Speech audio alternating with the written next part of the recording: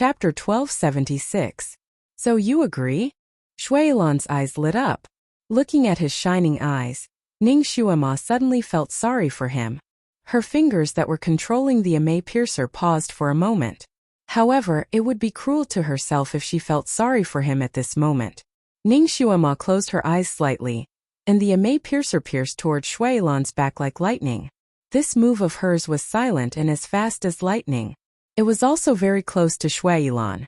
Logically speaking, Shuilan had no time to dodge. However, she didn't expect that Shuilan would wave his sleeve at this critical moment. The ame piercer that was about to pierce into his back suddenly stopped. He turned his hand and held the ame piercer in his hand. The ame piercer was already psychic. Naturally, it didn't want to fall into other people's hands. It struggled fiercely in his palm. Shuilan sneered and chopped down with his palm. A golden light flashed and the slender ame piercer broke in half. Half of it fell to the ground while the other half was still in Shuilan's hand. Ning Shuima knew something was wrong when he waved his sleeve. She pushed out both of her palms toward Shuilan's chest. The might of her psychokinesis-filled attack was not small, so Shuilan could only let go. Ning Shuima retreated several zhang and landed on a mountain rock. Then, she could only watch helplessly as he destroyed her ame piercer. The moment the ame piercer broke, her heart also seemed to break. This pair of ame piercers was given to her by the Almighty. She had always treasured them more than anything else. She didn't expect that one of them would be destroyed and the other one would be left. Did this mean that they were destined to not be a couple? Shuilan held the broken ame piercer and stared at her. Do you really want to kill me? At this time, Ning Shuima knew that it was useless to deny it. She raised her head and said, yes. I don't want to be imprisoned by you anymore. Shuilan looked at her without saying a word. His crimson robe was particularly bright in the surrounding fog. Ning Shuima's heart tightened under his gaze. She watched as his fingers clenched into fists under his sleeves. She watched as his sleeves fluttered without any wind, as if they were filled with wind and were dancing fiercely. He was truly furious. Ning Shuima's fingers tightened around the remaining ame piercer. She heaved a sigh of relief. She hoped that he would fall out with her and they would have a real fight. Even if she died in his hands, it would be better than him being so affectionate to her and forcing her. That way she wouldn't feel guilty. Shuilan, wake up. I'm not Shuilan, I'm Ning Shuima.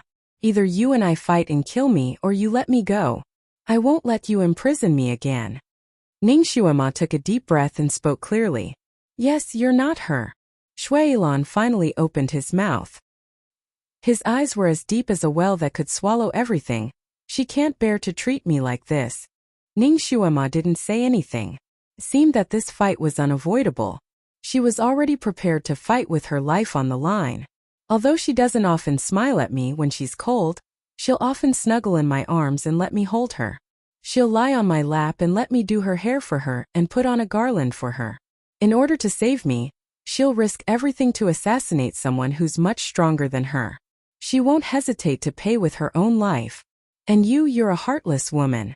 I've treated you so well, but you only think of another man.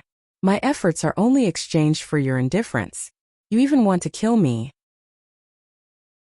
Chapter 1277. Ning Shuima looked at his pair of dark green eyes slowly turning red, and her fingers clenched. I said, I'm Ning Shuima. Even if you pour Shuima's memories into my mind, it's useless. Momo, I'll completely turn you into her. Shuilan chuckled, and his voice became gentle. Momo, I'll truly summon you back. Ning Shuima. A bad premonition suddenly arose in her heart, and she suddenly took a step forward. Hey you. Shuilan waved his sleeve, and a wave of light was emitted. The unconscious Kirin and Little Phoenix were surrounded by a bright red barrier and lifted up. They were suspended at Shuilan's side. Ning Shuima's complexion changed. Shuilan, what are you doing? Don't implicate the innocent in our grudges. Ning Shuima, I'll give you two choices. First, you and I get married and I'll release these two little guys. Second, you and I have a falling out and I'll kill these two. Shuilan's words were straightforward. Seeing Ning Shuima's pale complexion, he added, you know my methods. No matter what I kill, I'll kill it cleanly, and I won't even leave their souls behind. Ning Shuima. Shui Lan looked at his slender jade-like fingers and slightly bent them. I'll count to 3, and if you still haven't made a decision by the time I count to 3, I'll help you make a decision. You should know that my barrier is the Blood Fiend barrier, and as long as I really clench my hand, they'll be completely squeezed to death. What? Ning Xuema. Shui Lan, if you really kill them, then our friendship is over. I don't care. Shui Lan smiled coldly and counted again. 2. His fingers were already half clenched. Kirin and Phoenix, who were unconscious in the enchantment, were pressed together. Although they were not awake, their wrinkled faces showed that they were in pain. I choose 1. Ning Xuema did not wait for him to count to 3 before she spoke. Shui Lan didn't expect her to be so straightforward. He thought that she would struggle with all her might and try her best to bargain with him. Then she would wait for him to count to 3 in fear. If she was really helpless, she would agree with him like a guillotine. It felt like he had just prepared a horror movie. But before the most exciting part was cut off by the audience. It made him feel an inexplicable sense of weightlessness, as if he had stepped on air. Do you really agree? He stared into her eyes, trying to read the difference in her expression.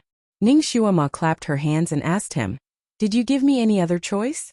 However, I also have a request. Alright, tell me. I agree to marry you. You have to let Little Apple and Hong Ti go right now. Shui Lan smiled. I want you to marry me first before I let them go. Ning Xuema said coldly, My request is that you let them go right here. Otherwise, I'd rather fight you to the death. Shui Lan's eyes flashed and he suddenly laughed.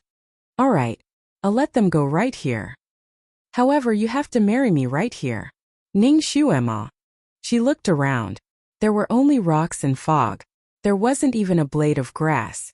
Even if she wanted to use grass as incense, she couldn't. She smiled. If you don't mind, I don't care.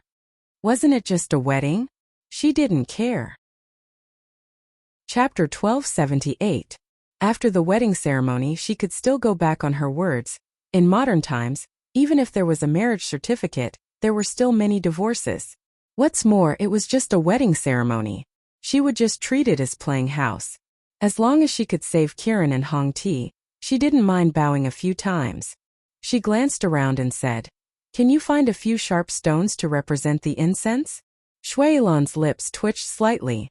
Her reaction was always out of his expectations, which almost made him speechless. After a pause he said, Momo, how can our wedding be so simple? I will definitely give you an unforgettable wedding. Coral was the roof, and red jade was the wall. A red carpet led straight to the main hall that looked like a crystal palace. There were countless people outside the main hall, squeezing and jostling, as if they were guests who came to watch the ceremony. A red wedding sedan with pearl tassels stopped quietly beside Ning Xuema. Shui Lan magically produced a red wedding dress and handed it to her. Good girl, get into the sedan and change your clothes. Ning Xuema was simply stunned by this scene. Shui Lan's ability to build a house was not much worse than Shan Juli's. What was more rare was his taste. Everything was bright red like fire, and the red color almost blinded her eyes. Ning Xuema originally liked red.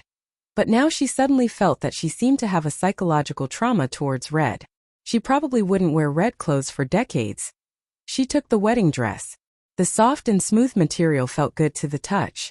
Ning Xuema was a little afraid to wear it. Damn it, was this the emperor's new clothes?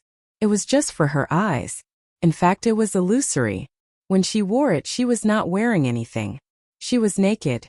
Even if it was not illusory, it was after all Shui Lan casually made it. He could also make it disappear at any time. At that time, she would still be naked. Although Ning Xuema had always been thick-skinned, she still found it hard to accept this. Shui Lan was really considerate. He immediately understood Ning Xuema's unspoken concerns. Don't worry. I prepared this wedding dress for you long ago. It's not an illusion. You can wear it without worry. Fine. Ning Xuema held the stack of clothes and waved her hand, setting up a milky white barrier around her. Who would change their clothes in a wedding sedan? It's unlucky. This wedding sedan was also made by Shui Lan. She didn't know what kind of perverted mechanism was installed in it.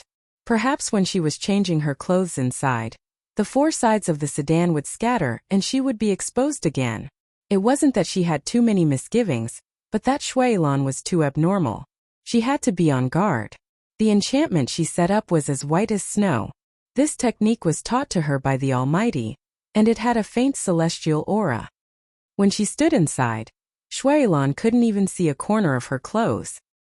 He looked at the enchantment, and his eyes flashed with a touch of anger. There were too many imprints of Shan Julie on her body.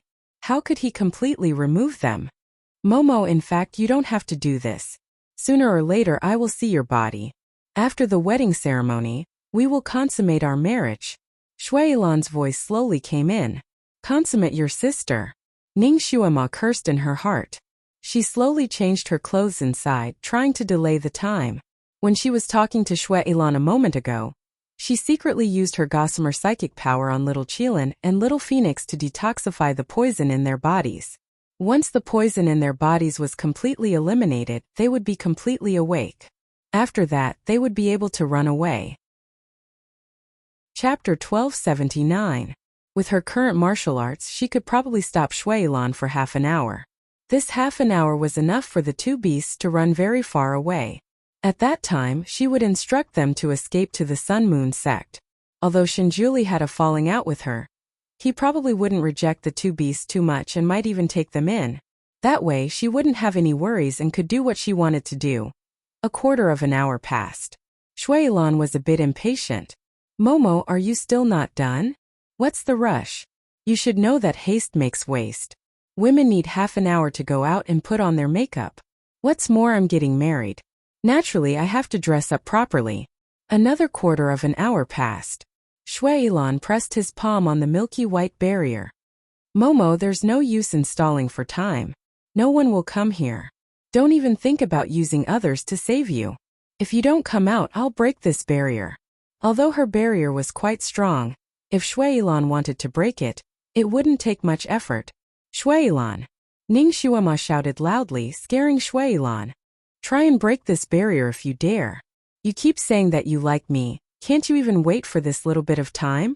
Ning Shuama said sternly. Shuailan. He secretly took a deep breath. Momo, I'll give you another quarter of an hour. If you don't come out, I'll really break the barrier and use force. At that time, we won't even need to go through the wedding ceremony. We'll go straight to the bridal chamber. Okay, soon. Shuailan, you don't want me to go through the wedding ceremony with my hair and face dirty, right? My hair isn't good, wait a little longer. I can do your hair for you. Moreover, I can do it better than you. Shuailan wasn't willing to give up. That won't do. How can a bride's hair be combed by the groom before the wedding ceremony? You've waited for so many years, can't you wait for a few minutes? Shuailan. Alright, in order to leave a good impression, he would wait a little longer. Although he was about to explode with anger from waiting. Just like that, he waited for another hour before the white barrier slowly disappeared, revealing Ning Shuama's figure. The moment Shuailan saw her appearance, the corner of his lips twitched fiercely. As expected, she was wearing the wedding dress that he had given her. However, the order in which she wore it was a little messy. A few of the tassels on the dress were tucked in and clanked. She had indeed combed her hair again, but it was tied into a nondescript ponytail. The phoenix coronet was crooked on top of the ponytail, and it looked like it would fall off at any moment. A few of the tassels on the phoenix coronet had been torn off, and the remaining row of tassels seemed to be in a mess. She didn't look like a well-dressed bride at all. She clearly looked like a bride who had just finished running a marathon. Ning Shuama, you did it on purpose. Shuailan was furious. Ning Shuama looked innocent. It's you who rushed me. According to our tradition, the bride needs half a day to dress up. Shuailan was also a perfectionist. How could he tolerate her dressing up like this on the wedding day? He pulled her over. Let me help you. In our place, the groom is not allowed to dress up the bride. I can do it if I want to. Shuailan pressed her down on a big rock and began to comb her hair. This time Ning Shuama didn't go against him. Her gaze swept over the little Qilin and the little phoenix's bodies. Those two bodies slightly moved. They should be waking up soon. Chapter 1280. Her eyes flashed as she obediently allowed him to help her dress up. Shuailan's hands were extremely nimble. In just a moment, he had already tied her hair into a bridal bun and put on the phoenix coronet. Then he bent down to help her tidy up her dress. Ning Xuema looked at the top of his head in front of her eyes and secretly clenched her fingers. If she were to stab him with her sword, he would most likely not be able to dodge it. Momo, I've waited for this day for over 3,000 years. Shui Yilan's voice was calm as if he was telling a fact. However, if one listened carefully, they would find that his voice was slightly trembling. It was clear that he was really excited. Ning Xuema's heart felt as if it was being squeezed by something, and the email piercer in her sleeve withdrew. After all, this person was someone she loved in her previous life and had waited for her for over 3,000 years. Although she didn't have any feelings for him right now, when he was gently helping her tidy up her dress, she really couldn't bring herself to plot against him. She bitterly smiled in her heart. Originally, no matter what she did, she was always straightforward and decisive. She could be considered a person who could kill people without them noticing. When she made a move, she rarely had the heart to do so. She didn't think that she would have the heart to do so now. What she didn't notice was that the corner of Shui Yilan's mouth seemed to hook up as he tidied up her skirt. A gratified smile seemed to flash by. His Momo wasn't completely heartless towards him. Finally, he finished tidying up her body. When he looked at her again, she was sitting there in her wedding dress. Her eyelashes were slightly lowered and the red wedding dress made her face look even more delicate. Shui Yilan reached out his hand. Momo, come, I'll carry you into the sedan. Before his fingertips could even touch her wrist, she smiled. I'll do it myself. Her figure rose and fluttered into the sedan.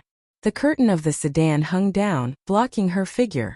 Shui Yilan slowly lowered his wrist and smiled.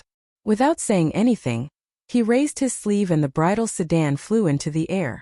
There were 8 shadows carrying the sedan in front and behind the bridal sedan. There was also a group of people playing music and flags. It was like a wedding procession in the mortal world. The shadows surrounded the bridal sedan in the center and slowly patrolled in the air. Ning Xuema naturally saw those shadows in the bridal sedan chair. She couldn't help but rub her forehead. This didn't look like a normal marriage at all. It was clearly a ghost marriage. However, Shui Yilan really put in a lot of effort.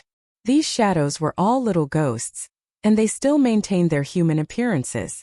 Other than the fact that their bodies were translucent, they were no different from normal people. She raised her head and looked at Shui Yilan, who was riding a horse in front of the sedan chair. She didn't know when he had put on a groom's robe, but he looked even more unrestrained and elegant. She didn't know why, but Ning Xuema unexpectedly felt a touch of sadness and loneliness from him, causing her heart to tighten. Shun Juli's figure flashed through his mind, and his heart clenched. That person didn't care about her anymore. He also had someone else in his heart. What was she still holding on for? Even if she was lucky enough to escape this time, would she have to escape to the Sun Moon sect and ask him for help? He would definitely be very proud, and Yunqi might be very proud too. She seemed to see the two of them looking at her proudly, saying that she was nothing without Shinjuli, and that she didn't even have the ability to protect herself. No, she didn't want to see them like that. She didn't want to go back to the Sun Moon sect to see him and Yunqi naked, and then be ordered around by him again. However, if she escaped, where else could she escape to if not the Sun Moon sect? Shui Yilan was like a ghost that wouldn't leave. As long as she was alone, he would easily catch her. Chapter 1281. So tiring. It was really tiring for her to be the young lady of the Marquis Mansion. She was so tired that she didn't want to do it anymore. If only she had returned to the modern world when she woke up. While she was lost in thought, the bridal sedan chair had already circled around the nearby sky.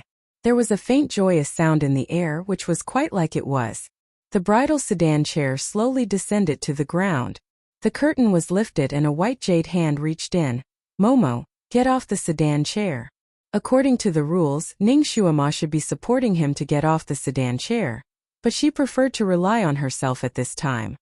Her figure rose up, floated out of the sedan chair and landed on the ground. Then she strode towards the red carpet.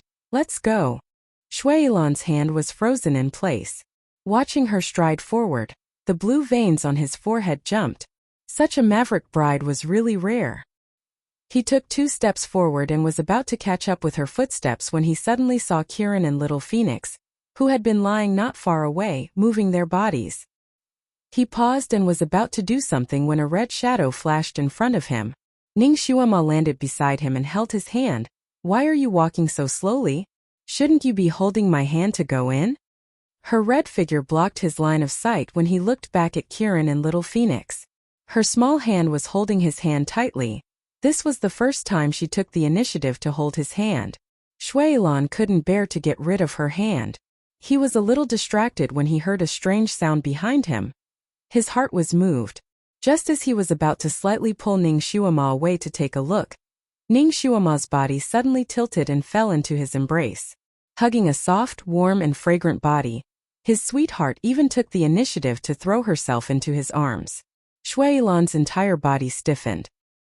He couldn't help but raise his arms to hug her. "What's wrong? Our custom is that the groom should carry the bride into the wedding hall."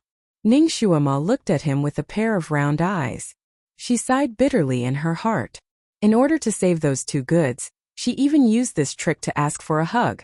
From the corner of her eye, she saw that Kirin and Little Phoenix had slowly stood up from the ground. "Both of you get lost. Hide in the Sun Moon sect. Don't drag me down." Ning Xuema transmitted her voice to Little Phoenix and Kirin. After all, the Little Phoenix was a child that had undergone nirvana, so its social experience was shallow.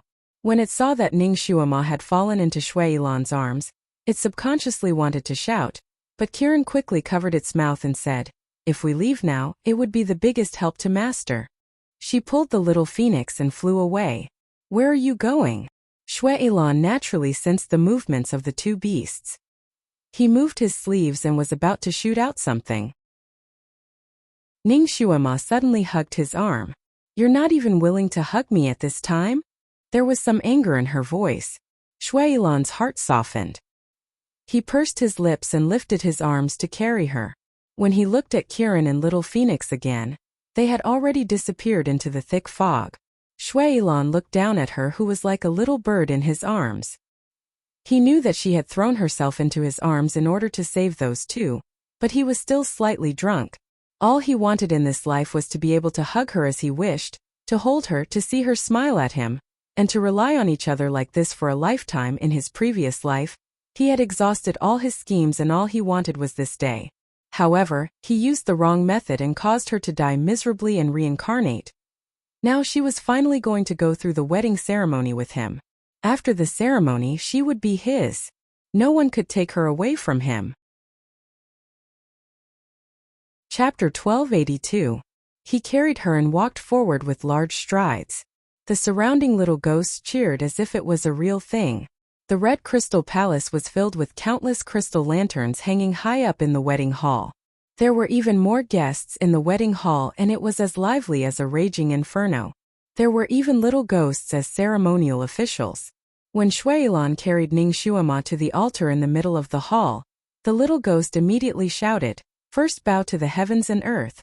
Shuailan held Ning Xuema's hand and bowed down. Ning Xuema secretly calculated the time it took for the two to escape. It seemed like only 10 minutes had passed. "It seems like she had to bow to the heavens and earth.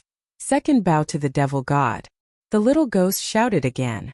Ning Xuema stopped bowing and asked, "Isn't it the second bow to the elders?"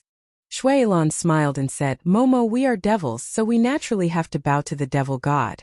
The devil god is equivalent to our elders." "I'm not a devil, I'm a human." Ning Xuema tried to stall for time. She had a bad feeling in her heart, as if she bowed down, something would be irreversible. "Momo, you were a devil in your previous life and I have always been a devil. Even if you are a human now, you are married to the devil empress. Naturally, you have to bow to the devil god." Shuailan explained to her. "Are you telling me to follow the chicken after marrying the chicken or dog after marrying the dog?" "Shuailan, I was once your master and you want me to follow you?" Ning Xuema gave a smile that was not a smile. She seized every opportunity to stall for time and argued with Shuailan. Shuailan said a few words to her in a soft voice. In the end, he became impatient and coldly smiled. "Momo, if you don't bow to me, I will immediately capture those two and execute them. Although they've been running for a quarter of an hour, it's still a piece of cake for me to catch them. I forgot to tell you that I've set up a barrier around the entrance of the valley. Do you think they can break out of that barrier now? Ning Xuema. This bastard actually did things so flawlessly. While she was in a daze, Shuailan had already grabbed her hand and pulled her to his side. He pulled with a lot of strength. Ning Xuema was caught off guard and fell into his arms. Shuailan took advantage of the situation to hug her and kiss her forehead. Momo, don't delay the time. 2 more bows will be enough. The imp next to him shouted again. Second bow to the god fiend. Ning Xuema also secretly accumulated psychokinesis in her palms and made up her mind to attack him twice when he lowered his head. Shuailan was just about to bow down when he suddenly heard a faint cracking sound from outside. His expression changed. Ning Xuema took the opportunity to ask, "What's that sound?" "Nothing. It's your 2 silly pets that bumped into the barrier. Come, let's bow down." Shuailan grabbed Ning Xuema's wrist and pulled her into his arms. Then he forced her to bend down. Whoosh! A gust of wind suddenly blew. The wind was so strong that it blew apart the wedding hall that Shuailan had painstakingly created. The fragments spun in the wind, and in the blink of an eye, they turned into thousands of sharp objects and shot towards Shuailan. Shuailan's expression changed drastically. He couldn't care about anything else and waved his sleeves to set up barriers. However, the barrier that he had hastily set up was obviously no match for these things that were blown towards him. Only a series of popping sounds could be heard as the fragments smashed through the layers of barriers like a mighty dragon. Shuailan could only desperately retreat. He didn't even have time to grab Ning Xuema and retreat together. Chapter 1283. His body flipped a few times in the air, and he finally got rid of the debris. He landed on a piece of blue stone, and when he looked up again, he suddenly clenched his fists. Shinjuli! It's Shinjuli again. Is this god's soul still lingering around? Shinjuli's white robe fluttered as he stood not far away. His face was as calm as water, and his eyes were like the dark sea. Although he looked calm on the outside, there were turbulent waves inside. When Ning Xuema saw him, her heart beat wildly. She opened her mouth and the words "Great God" almost escaped her mouth. After letting out a sigh of relief, she was filled with joy, excitement, sadness, anger, resentment. All kinds of emotions intertwined in her heart, and even she couldn't tell what she was feeling at that moment. She stood there and for a moment she forgot how to react. Shinjuli glanced at her. His gaze was as cold as ice, and it made Ning Xuema shiver. Half of her joy and excitement disappeared. Shinjuli, what are you doing here again? Are you here to witness our wedding? After the initial shock, Shuailan finally reacted. Where is the wedding? Shinjuli asked coldly. Shuailan. The wedding hall that he had meticulously decorated had been blown to pieces. Shinjuli, so what if you destroyed my wedding hall? She and I have already gone through the wedding ceremony. She is already my wife. Shuailan raised his hand, wanting to pull Ning Xuema over. Before Ning Xuema could react, Shinjuli flicked his sleeve, and before Shuailan could pull the string, Ning Xuema's arm was cut off at the waist. Ning Xuema also took a step back. When she heard Shuailan's words, she frowned. She was about to say that he was spouting nonsense, but when she looked up, her eyes met with Shinjuli's. Ning Xuema, you went through the wedding ceremony with him? Shinjuli's voice was as cold as ice, and it made one's heart turn cold. Especially when he said the words Ning Xuema. It was cold and without any warmth. The image of Shinjuli and Yunshi cuddling together flashed in Ning Xuema's mind. Her heart felt stifled of it, and she crossed her arms and leaned against a large rock without a word, ignoring of Shinjuli's question. Who she went through the wedding ceremony with Shinjuli. Shinjuli's face looked even worse. He of the wedding hall of the wedding ceremony. It had only been a few days since they last saw each other, but she almost went through a wedding ceremony with 2 men. Couldn't she be more obedient? Shuailan's sharp senses sensed the undercurrent between the 2 of them, and he was delighted. Momo, come here. You're already my wife. You don't have to be afraid of him anymore. Ning Xuema glanced at Shinjuli. His face looked like it was about to rain. The sky became even gloomier, and the surrounding fog became thicker. She's not your wife. The disciple of I, Shinjuli, will never marry a devil. Shinjuli said word by word. Suddenly, he waved his sleeve and Ning Shuama, who was watching from the side, was suddenly covered by a cover. Huh? What's this?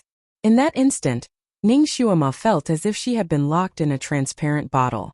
She was stunned for a moment, and she subconsciously touched the surface of the cover. It was as slippery as a bottle. Let her go. Shuailan was furious. He pounced over, and a dazzling golden light smashed into the cover. Poof! With a muffled sound, the golden light disappeared, and the cover remained motionless. Shenjuli, we've already gone through the wedding ceremony. Even if you don't admit it, she's still my wife. You can't break us apart. Shuailan was furious. Chapter 1284. What responded to him was Shenjuli's big move. Shenjuli's cold and indifferent voice sounded, I don't approve. Shuailan was speechless. He really didn't expect that Shenjuli, who had existed since ancient times, would actually say such shameless words. While dodging Shenjuli's killing move, he sneered, Isn't God the most impartial and unbiased? How can he say such shameless words? Shenjuli's white clothes fluttered in the cold wind. In response to Shuailan's reprimand, he only replied with one sentence, You have misunderstood God. Shuailan was speechless. First of all, he could not find a way to stop Shenjuli. Second of all, Shenjuli was obviously trying to kill him. Shenjuli's attack was so powerful that he could barely breathe. If he was distracted for even a moment, he would be in danger of being chopped into pieces. Two figures, one red and one white, were fighting in the air. The two of them had fought more than once. Shuailan also boasted that he had some understanding of Shenjuli's kung fu. The last time he fought with Shenjuli, he had fought for more than 100 moves. Although he was defeated in the end, it showed that he and Shenjuli still had the ability to fight to the death. Since that time, in order to quickly improve his skills, he even used forbidden techniques during his cultivation. His kung fu had improved very quickly during this period of time. He had already risen from heaven rank level 2 to heaven rank level 3. He thought that this time he would definitely be able to have a real bloody battle with Shenjuli. Even if he couldn't win, he would be able to injure him or something. What he didn't expect was that Shenjuli's kung fu was far beyond his expectations. The last time they fought, Shenjuli didn't show his real kung fu at all. He didn't use his full strength either. His purpose that time seemed to be to force Shuailan away and test his kung fu. Therefore, Shuailan was able to fight with Shenjuli for more than 100 moves. But this time, Shenjuli really wanted to kill him. Every move he sent out was like a landslide or a tsunami. It forced Shuailan to defend himself, let alone fight back. The protective enchantment, protective barriers, and other things he set up were quickly broken when they came in contact with Shenjuli's moves. It was as easy as crushing dry weeds and smashing rotten wood. But after 10 moves, Shuailan had already suffered a series of dangerous moves. He was shaken to the point that he spat out several mouthfuls of blood. No. He was no match for this great deity at all. Shuailan painfully recognized this point. He was only the king of monsters, including his previous life before he was sealed. He had lived for less than 10,000 years. But Shenjuli was a god that had existed since ancient times. He didn't know how long he had lived. Even Shenjuli himself didn't know how long he had lived. Shenjuli's kung fu had probably already surpassed the heaven realm and entered the legendary god realm. He and Shenjuli weren't on the same starting line at all. Inside the bottle, Ning Shuama watched the battle unfold. Her heart was palpitating with fear. She remembered that when Gong Gong and Zhu Rong were fighting, the world collapsed, mountains and rivers collapsed, and a big hole was poked in the sky. Nuwa was forced to refine stones to mend the sky. She always thought that it was just an exaggerated legend. She didn't expect to see the real version here. Sand and pebbles were sent flying, and the ground beneath their feet cracked open one after another. Large rocks were tumbling all over the ground, and the entire valley had completely changed. Ning Shuama was glad that Shenjuli had locked her in this bottle in advance. Otherwise, she would definitely be affected and hit by the sky full of stones. Chapter 1285. Suddenly, she seemed to have thought of something and her expression changed. Oh no! She didn't know if Kiran and Little Phoenix had escaped from the valley or not. Shijue was definitely waiting outside the valley. Would they be affected? Would they be injured because of this? Or even lose their lives because of this? No way. She couldn't implicate them anymore. Seeing Shanjuli forming another ball of light in his palm, she was also someone who knew what was good for her. She knew that once he released another move that could destroy heaven and earth, she didn't care whether Shuailan would be injured or not. However, she was afraid that the entire valley would be turned into fine powder. Shijue and the two beasts outside would also be annihilated. Stop! She slapped the wall of the bottle and shouted. Her whole body was almost lying on the wall of the bottle. After a few minutes of effort, the large stones and trees that were flying in the sky finally landed on the ground. There was still dust in the air. Shuailan had disappeared. Shanjuli stood there with his sleeves slightly drooping and his face faintly pale. Ning Shuama's shout just now was very effective. It made Shanjuli subconsciously pause, and that move that could destroy heaven and earth was not released. Shuailan, who was forced to the point of having nowhere to go, took the opportunity to escape. In the blink of an eye, he disappeared without a trace. Shanjuli didn't chase after him. His gaze fell on Ning Shuama's face in the cover, and there seemed to be an undercurrent in his eyes. Ning Shuama was frightened by his gaze. It was the first time she saw Shanjuli reveal such an expression. God's coercion. Under his coercion, Ning Shuama's heart tightened into a ball and her scalp went numb. Why was he looking at her like that? She didn't do anything wrong. Ning Shuama took a deep breath and hit the wall of the cage in fear. Let me out. Damn it, she felt like a fly trapped in a glass bottle, unable to fly out no matter how hard she tried. Shanjuli waved his sleeves, and the cover around Ning Shuama finally disappeared. Ning Shuama was lying on top of it, and the sudden disappearance of the cover caused her body to sway, and she almost fell down. She quickly steadied herself with the stake. She looked at the completely changed scenery around her. The mountains had collapsed, the valleys had changed shape, and everything was no longer the same as before. She was still thinking about Shiju and the two beasts. She turned around and ran out the moment she regained her freedom. She wanted to see how they were doing. She had just taken 2 steps when her wrist was suddenly grabbed and she was pulled back by a strong force. Where are you going? Ning Shuama almost bumped into Shanjuli's chest. Her nose was filled with the faint fragrance of his body, and her heart skipped a beat. His hand tightly held her wrist, causing her wrist to hurt and her bones to almost break. She subconsciously struggled. Let go. Shanjuli did not let go. He directly pulled her into his arms and looked down at her. Speak, where do you want to go? His voice was too cold as the wind on a cold day. His body seemed to be covered with ice and snow, causing Ning Shuama's heart to tremble again. Under his strong coercion, she blurted out, I'm going to see Shiju. Before she could finish her sentence, she was rudely interrupted by Shanjuli. Why are you looking for him? You want to go with him again. Ning Shuama froze and suddenly raised her head to look at him. His expression was very bad, as if he had caught his wife cheating on him. He could not help but emit a divine coercion that made her unable to raise her head. Chapter 1286. What right did he have to talk to her like that? What right did he have? He and Yunshi had gone to Lover's Island for 3 days as if they were on a honeymoon. After they came back, he had lost the right to ask about her feelings.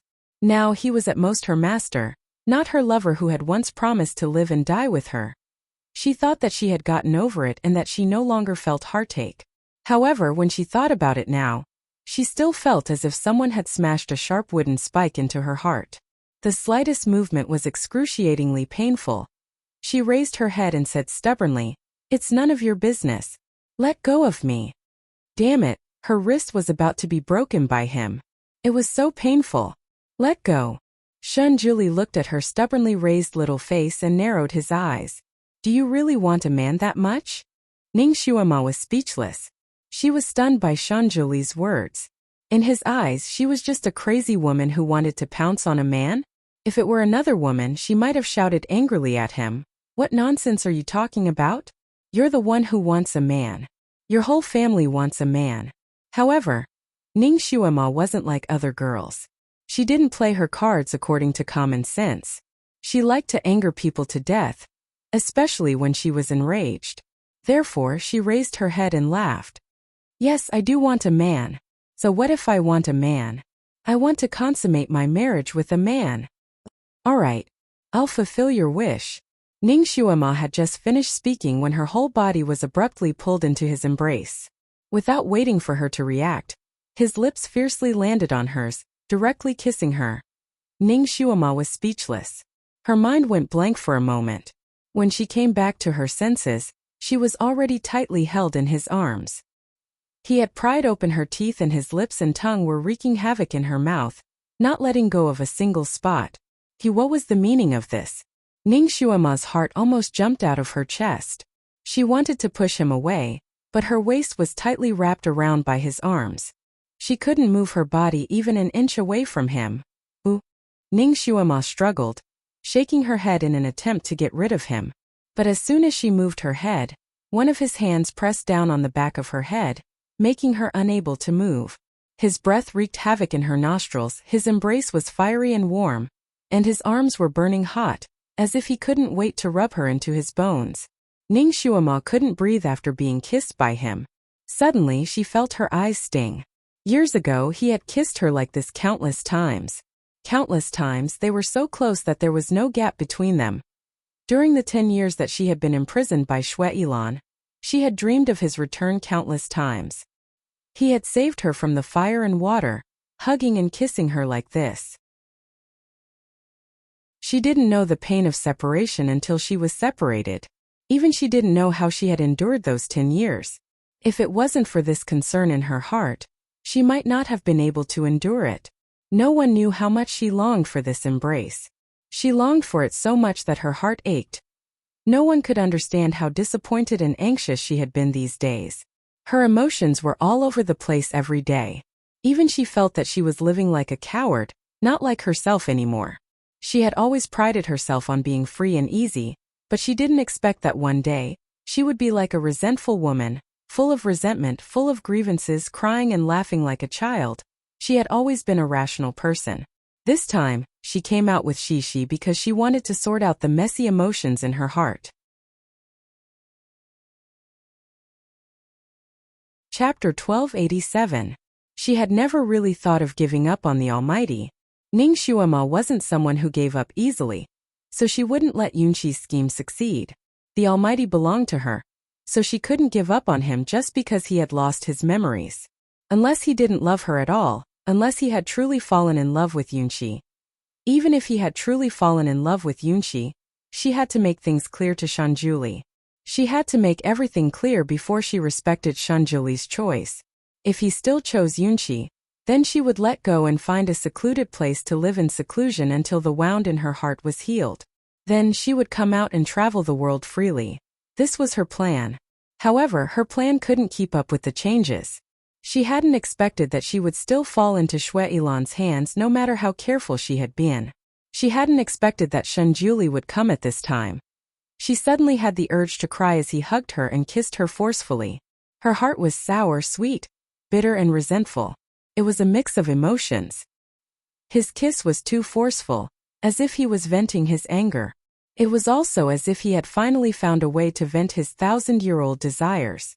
Shanjuli felt like he was going crazy. From the moment he had met her, everything had seemed wrong. The trajectory of his life had seemed to have been distorted. He had learned from Yunqi that he had taken in many disciples. When he had returned to the Sun-Moon sect after waking up, he had quietly taken in all of them. When he had seen them, he hadn't felt anything. He had only felt that he had a good eye for disciples. All of them were extremely intelligent and top-notch. Furthermore, their temperaments and personalities were quite similar to his. Then Yelu Jing had apologized to him and said that she hadn't taken good care of her little junior sister, which had led to her tragic death. Although Shanjuli had lost all his memories, he still knew his identity as a god. Since he was a god, he wouldn't really have much to do with humans.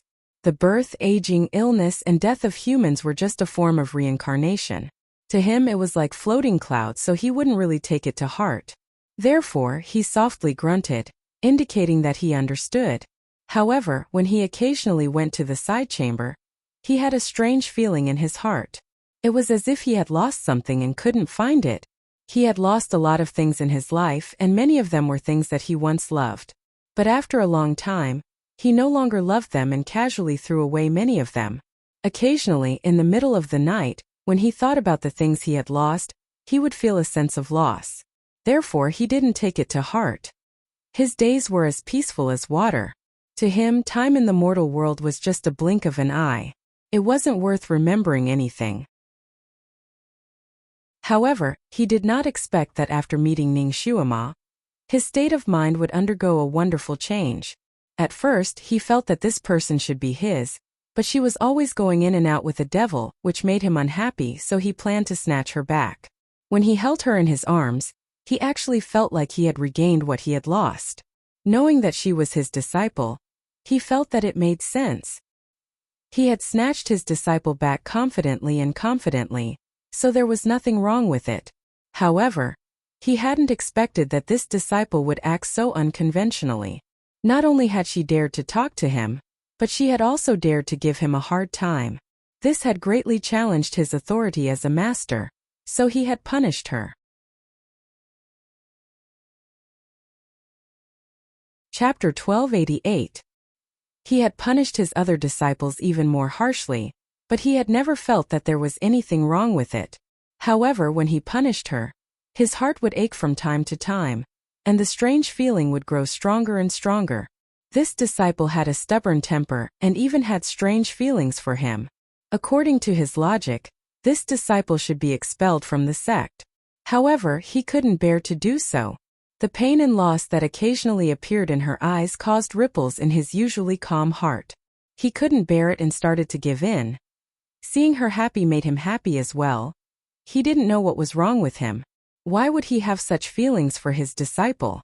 Moreover, there was nothing wrong with it. After knowing that she liked him, he didn't feel the slightest bit of disgust. In fact, he even felt gratified in his heart. Yunqi probably sensed the slight abnormality in his emotions. During a game of chess, she accidentally mentioned that he had accepted a female disciple a few hundred years ago. Not long after that female disciple entered his sect, she said that she had been his lover in his previous life and came to find him. Yunqi also said that he had a special feeling for this disciple named Yi Qinghuan. Later on, she was expelled from the sect and went to establish her own sect. Shun Juli knew that he would fall asleep once every 1,000 years. When he woke up, he would forget everything about his past life. Therefore, he had long forgotten everything about Yi Qinghuan. At that time, Yunqi had casually mentioned that there were many people who liked Dizwa in both his previous life and this life. This Ning Xuema and Yi Qinghuan should be similar in nature. Shinjuli was someone who liked to investigate. He also felt that this female disciple, Ning Xuema, was a little strange. Therefore, he wanted to see if he had any special feelings for Yi Qinghuan. With the Sun-Moon Sex Intelligence Network, it wasn't difficult to find Yi Qinghuan. He quickly found out about Yi Qinghuan's whereabouts. She was hiding in a deep mountain and was bitterly cultivating. Shanjuli was a man of action. He immediately went there and easily found Yi Qinghuan, who was meditating at that time. He went there invisibly. He stood in front of Yi Qinghuan and looked at her for a moment. He realized that this disciple's facial features resembled Ning Xuema. However, it was only when her eyes were closed. Once he opened his eyes, he would not be able to find any similarities between them. More importantly, he didn't feel anything when he saw Yi Qinghuan. He even felt an instinctive disgust. He didn't know if it was because he didn't communicate with Yi Qinghuan, so he thought about it and deliberately appeared in front of her. The moment Yi Qinghuan saw him, she actually shrank back fiercely, as if she was frightened. Then she trembled and knelt down to greet him, calling him her disciple. Her words made Shinjuli feel even more disgusted with her. It was completely different from the feelings he had for Ning Xuema. He disappeared without saying a word, which made Yi Qinghuan almost think that she was dreaming. Shinjuli finally understood that he treated his little disciple, Ning Xuema, differently. She was too good at affecting his emotions, making him uneasy and often doing things that even he himself could not understand. He didn't know how he treated this disciple before he fell asleep. He only knew that he really didn't like other men appearing by her side. He had a strange possessiveness towards her. Because Ning Shuama was like a little porcupine, the master and disciple didn't get along well. Shen Juli wasn't good at starting a conversation, so he felt that he probably wouldn't be able to get anything out of Ning Shuama.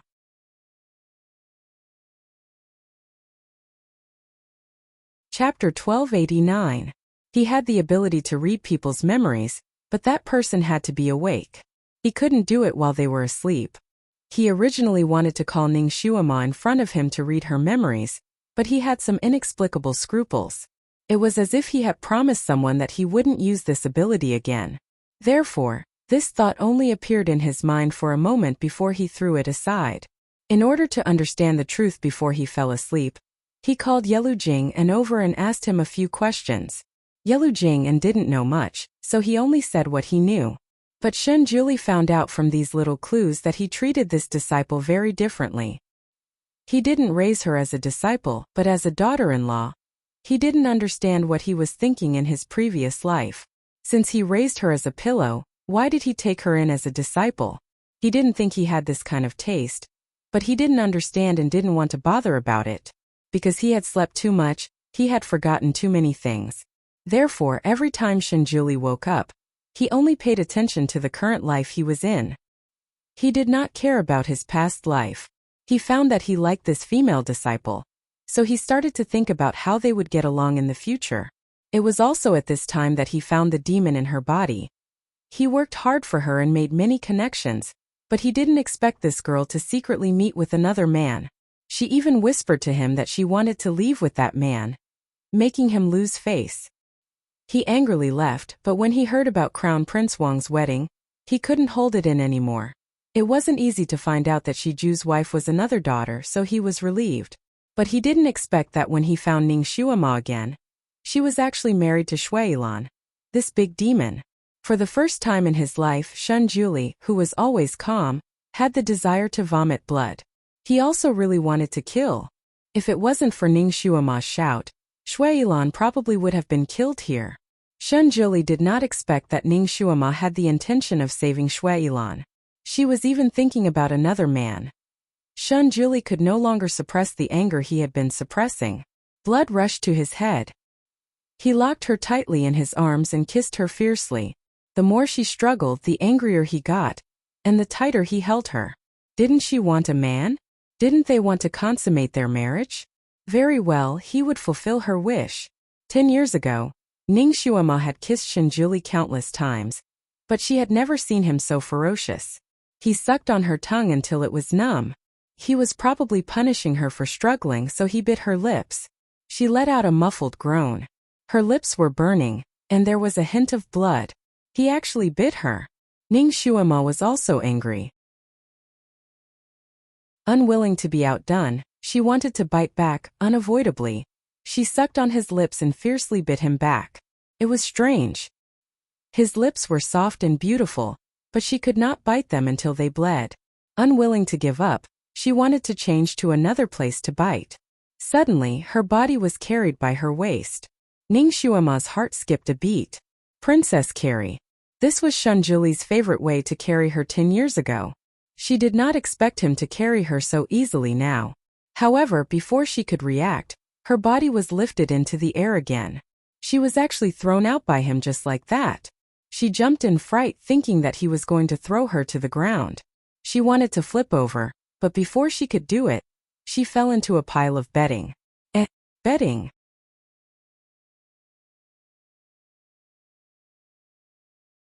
Chapter 1290. She remembered that this place was filled with rocks. Where did the bedding come from? She opened her eyes and looked around. She was stunned. She was in a luxurious house. Black and white were the main colors. Whether it was the bed curtains with tassels or the obsidian screen at the door, she couldn't be more familiar with them. This was clearly a miniature version of the Almighty's bedroom. Ning Shuama wanted to jump up. However, just as she moved, his tall body pressed down on her. She was pressed under his body and couldn't move at all. Only her heart was beating wildly. Didn't you want to consummate your marriage? I'll fulfill your wish. Shen Juli bent down and looked at her. His blue eyes seemed to have a whirlpool. Was he serious? Or was this some new trick? The image of him and Yunqi together flashed through her mind. She felt a sharp pain in her heart. She didn't want to sleep with him without knowing why. She couldn't help but push him. No, get up first. No. Shunjuli's eyes became deeper and seemed to be gathering anger. He raised his hand and stopped her. Didn't you want to consummate your marriage with someone else? Ning Shuama was also angry. She blurted out, I don't want to consummate my marriage with you. Even if they wanted to consummate their marriage, it shouldn't be in such a messy situation. Her words were simply adding fuel to the fire. Shunjuli's aura suddenly turned cold.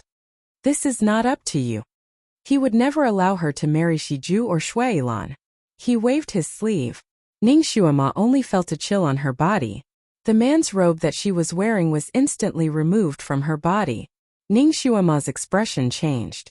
Hey, you can't. She didn't have time to finish her sentence because his lips kissed her again and sealed her mouth. Ning Shuama was speechless. He was very skilled at kissing. In addition, he was determined to win this time. Every deep kiss almost sucked her soul out. At the same time, his hands weren't idle either. His fiery fingertips wandered all over her body. Ning Shuama suddenly felt a lump in her throat. 10 years ago they were also this intimate. At that time there was no gap between them, unlike now. He didn't know when her stiff body had softened, but she was trembling slightly under his body. She no longer had any strength in her palm to push him away.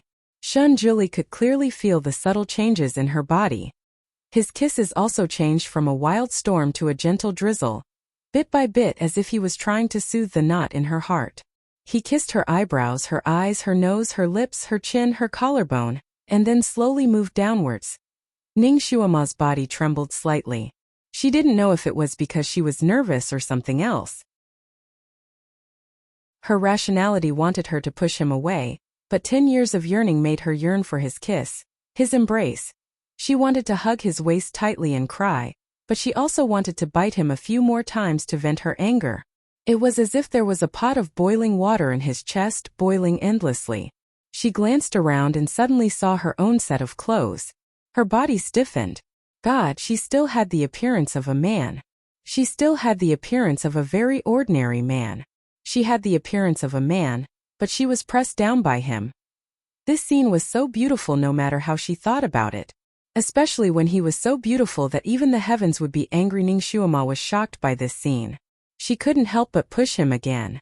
You, get up. Not now. She didn't want to have sex with him like this.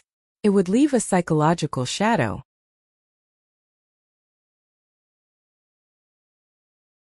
Chapter 1291. She used a lot of strength this time, and Shunjuli was almost pushed over by her. He held his breath and grabbed her hand again, looking into her eyes.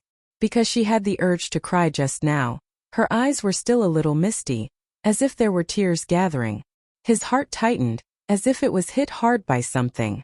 Did she not want to be with him that much?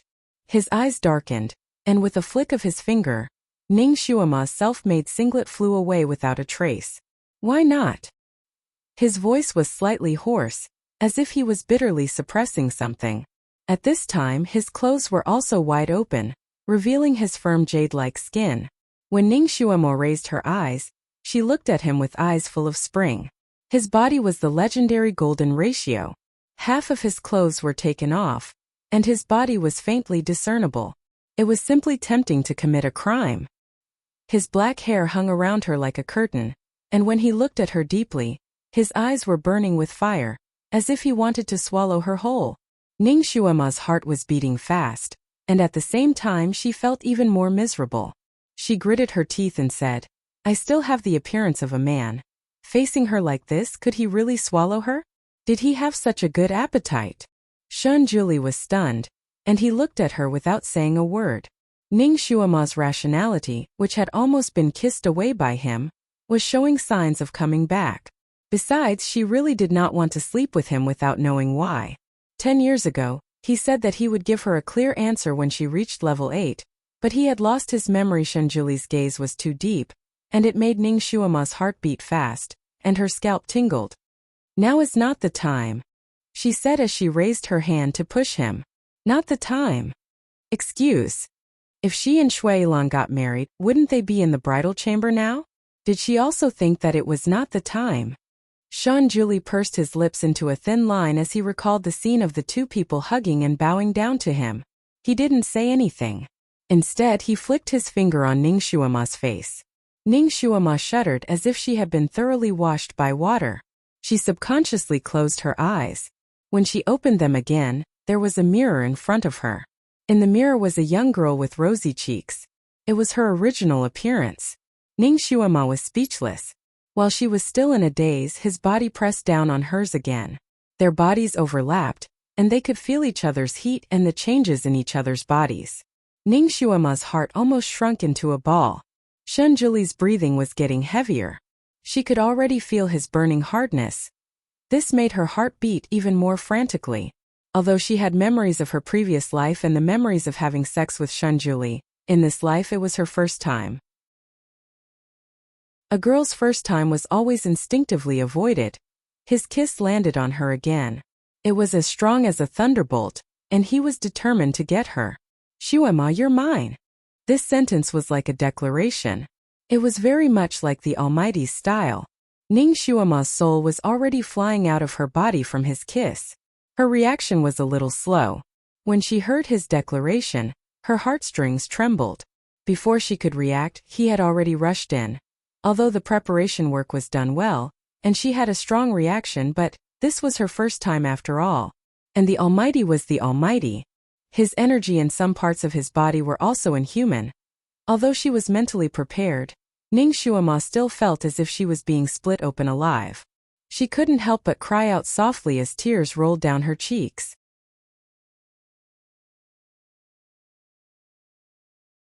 Chapter 1292. Shanjuli's movements finally became gentler. Although he was forcing her, he wasn't too violent when he really did it. In fact, he had already tried his best to control his strength. Seeing her tears, his heart trembled as if it was scalded.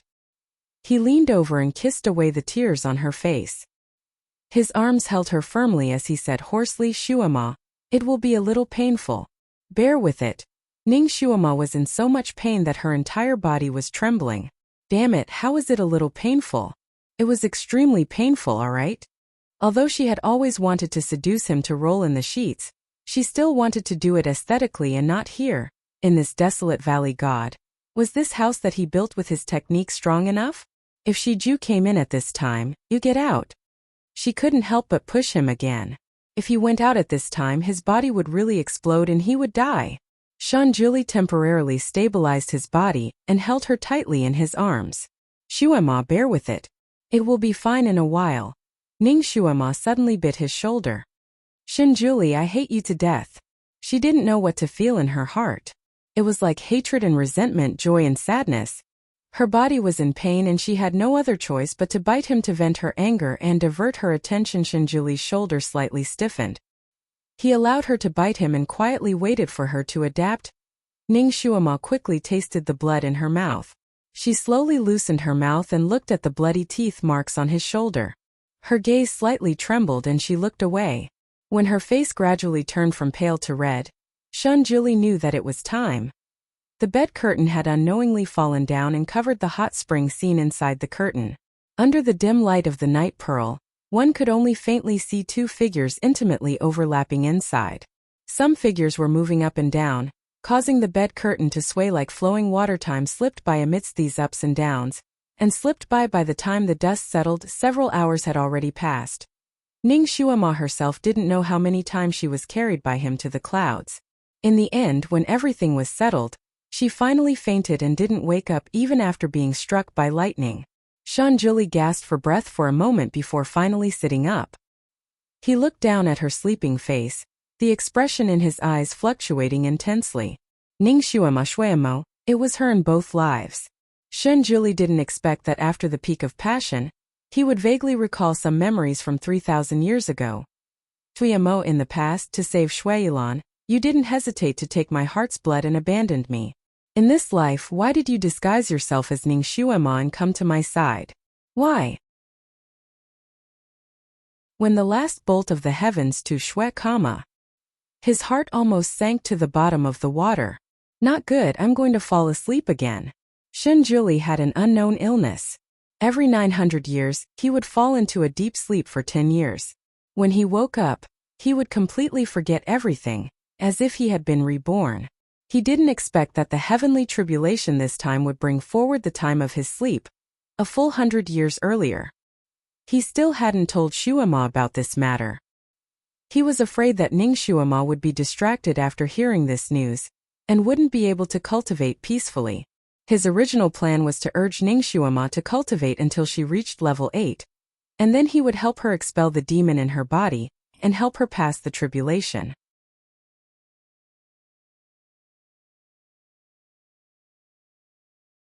Chapter 1293.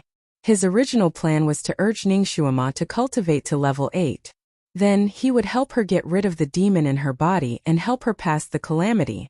Of course, he would also marry her. Then, he would let her cultivate to heaven stage level 1 within 50 years. Then, she would be able to accompany him forever. It wouldn't be too late to tell her his actual situation after she reached heaven stage. By then, she would already be his wife. Naturally, she would stay by his side and wait for him to wake up to tell him everything that had happened. His plan was very good. It was planned for both of them, but he didn't expect that the period of coma would be brought forward. Now it was a huge mistake.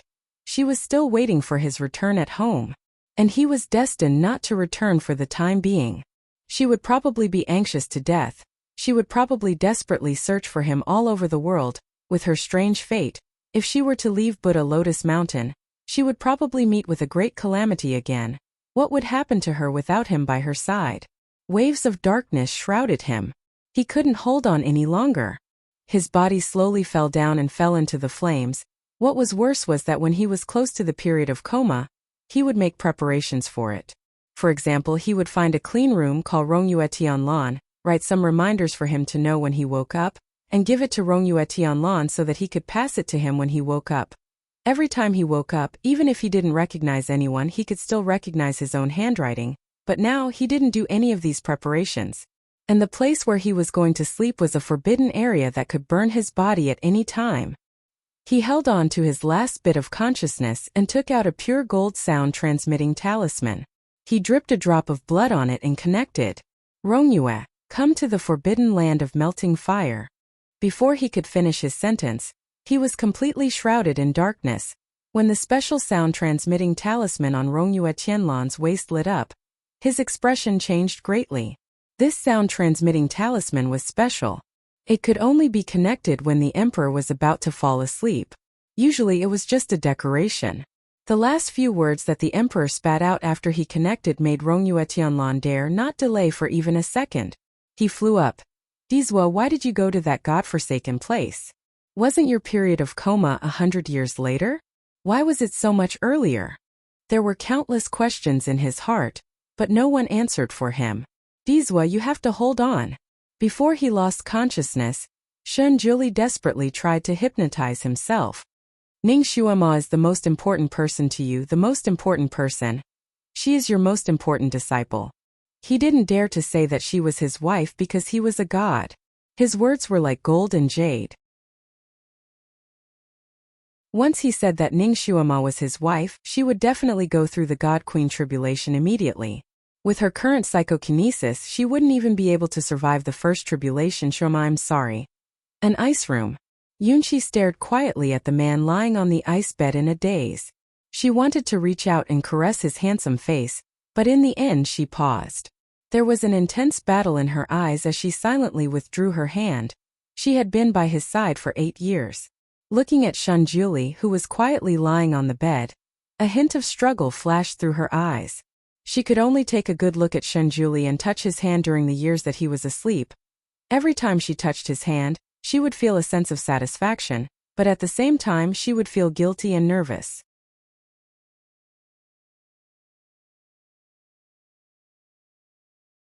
Chapter 1294. Every time she touched his hand, a sense of satisfaction rose in her heart. At the same time she felt guilty and nervous.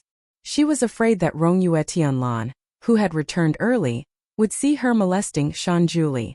However, Shunjuli usually slept for 10 years, so this time Rongyue Tianlan should only come out of seclusion after 2 years. In other words, no one would know what she was going to do next. A hint of nervousness flashed across Yunqi's eyes. She looked at Shunjuli's beautifully shaped, light red lips and felt a strong desire to kiss him.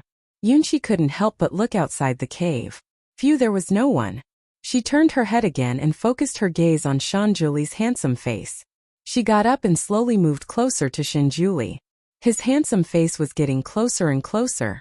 Yunqi felt her heart beating like a drum and her hands sweating nervously. He was getting closer and closer. Yunqi's heart was about to jump out of her chest. She looked at the face in front of her, which was less than 5 centimeters away. She swallowed her saliva, closed her eyes slightly and kissed him. Just as she was about to touch his lips, Shunjuli's eyelashes suddenly trembled. Yunqi suddenly felt a cold gaze on her face. Her heart sank and she quickly opened her eyes. She was so scared that her heart almost stopped beating. Shunjuli had already opened his eyes. His eyes were as pure and deep as the deep sea as he looked at her expressionlessly. Before Yunqi could react, her body flew out. She cried out in surprise and fell hard on the ground. She almost fainted from the fall. "Julie!" Yunqi cried out in pain. "Who are you? Why were you so close to me just now?" Shunjuli's indifferent voice rang out in the cave with his usual frosty tone. Yunqi looked up and saw Shunjuli standing quietly not far away. He was wearing a loose robe with cloud patterns flowing slowly on his white robe. He lowered his head slightly and looked at her expressionlessly. Her heart suddenly started to beat wildly. Shunjuli doesn't remember anything now. He should believe whatever I say, right? In the past, she had stayed by his side with Rongyue Tianlan, waiting for him to wake up. She was too embarrassed to say anything, so she could only tell Shunjuli that she was his good friend. But this time, in order to heal Shunjuli, Rongyue Tianlan had used up too much of her power. She had already gone into seclusion and would only return after 2 years. A look of determination flashed across Yunqi's eyes as she said helplessly, "Julie, I'm Yunqi. Don't you remember me?" Shunjuli looked at her quietly without saying a word. Yunqi took a deep breath and tried her best to calm herself down. She tried her best to control herself and keep her tone steady. "I am your fiancé. I have to introduce myself like this every time you wake up." Shunjuli's calm gaze fell on her face. Yunqi was so nervous that she didn't even dare breathe loudly as she stared at his face. "You're lying." Shunjuli's voice was as indifferent as water with the coldness of early spring. Yunqi only felt her heart sink. Could it be that he didn't lose his memory because he woke up early this time? Her heart seemed to sink into icy water. If Shunjuli didn't lose his memory and she had lied to him, would they not be friends anymore? No, he must have lost his memory. Otherwise, he wouldn't have asked her who she was the moment he woke up. Maybe he didn't believe her at first. As long as she persisted, he would gradually believe her.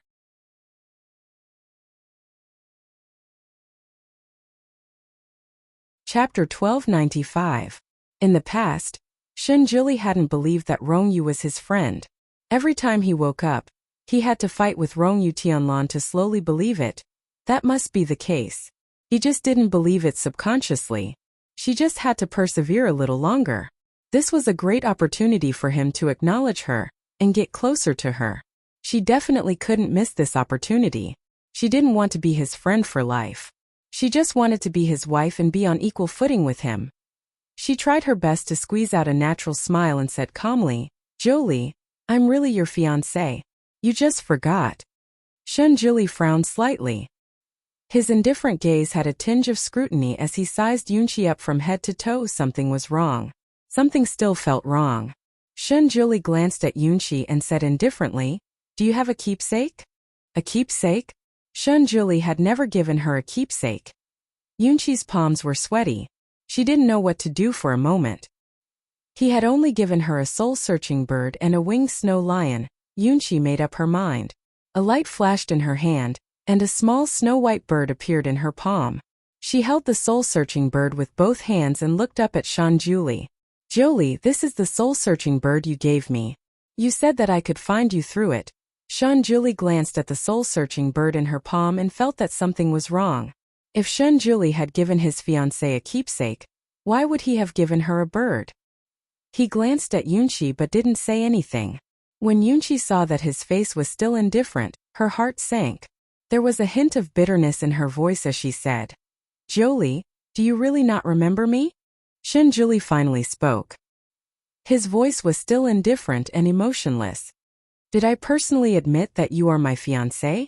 Yunqi blushed and bit her lip. She lowered her eyes and said shyly, "Yes." Shunjuli's voice was cold as he said, "Yunqi, you are lying."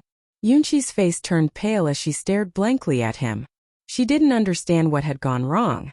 Why didn't he believe her? Her lips moved slightly, as if she wanted to say something. Shunjuli's clear and cold voice rang out, "If I personally admit that you are my fiancé, you will definitely experience the Divine Queen tribulation. However," Shunjuli glanced at her indifferently. Yunqi felt as if his gaze had the power to see through everything, as if he could see through all of her thoughts. "There are no traces of tribulation on your body," Shunjuli said faintly. Divine Queen tribulation? He had never talked about this before. She had also never known about this matter. When his wife was about to undergo the Divine Empress tribulation, heavens, she had no idea that her lie had such a fatal flaw. Yunqi had bitten her lips until they were white. Her mind was blank and she was extremely flustered. What should he do now? He had seen through her. Yunqi wanted to run away from his oppressive gaze. What should he do? Yunqi was as anxious as a cat on a hot tin roof.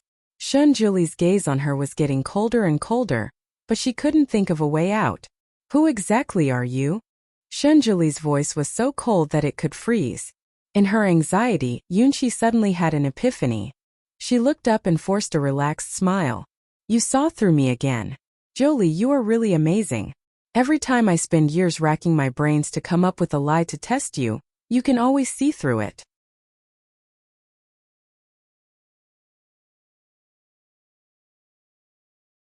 Chapter 1296. In a moment of panic, Yunqi suddenly had an epiphany. She looked up and forced a relaxed smile. "Ah, you saw through me again. Julie, you're really amazing. Every time I spent years racking my brain to come up with a lie to test you, you could always see through it. Okay, I'm not playing anymore. I'm your friend. Every time you fell asleep, you would inform me and Rong Yue Tianlan to watch over you." She hurriedly explained the situation at that time, and even took out a few pieces of evidence. Shunjuli finally looked at her with a less cold gaze. He said lightly, "Don't do it again. So sore. So painful." All the bones in her body seemed to have been broken and scattered. She didn't even want to move a finger.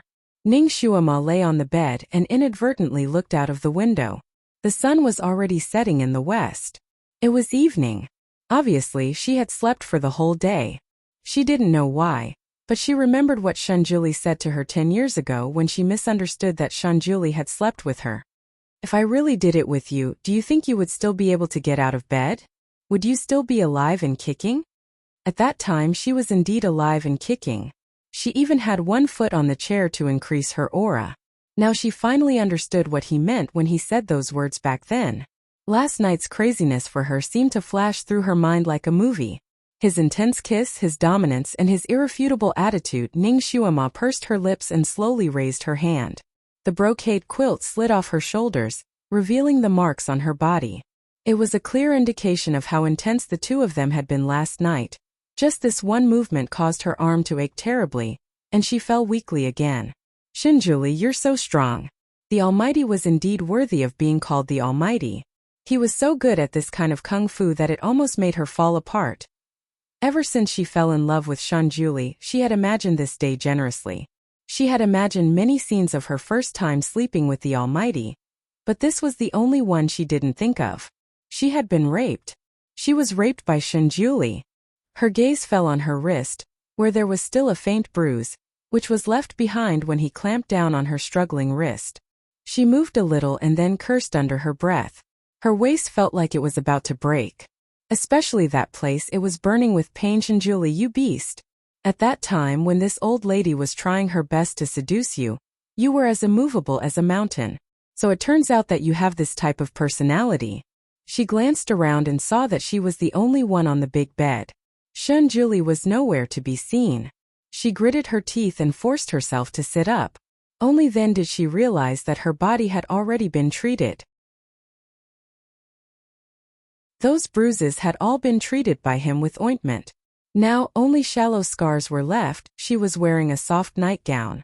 It was loose and simple, just like Shunjuli's taste. Needless to say, he had helped her change into this dress after she had fallen asleep.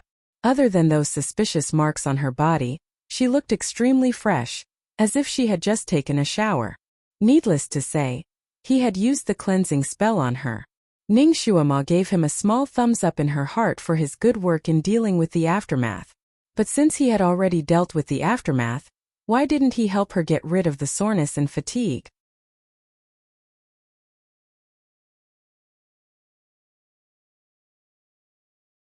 Chapter 1297. She felt as if she had just finished a marathon. Was he trying to show her how strong he was? Ning Shuama's mind was still in a mess. She closed her eyes and emptied her mind for a while. Then she started to regulate her breathing. Time ticked by.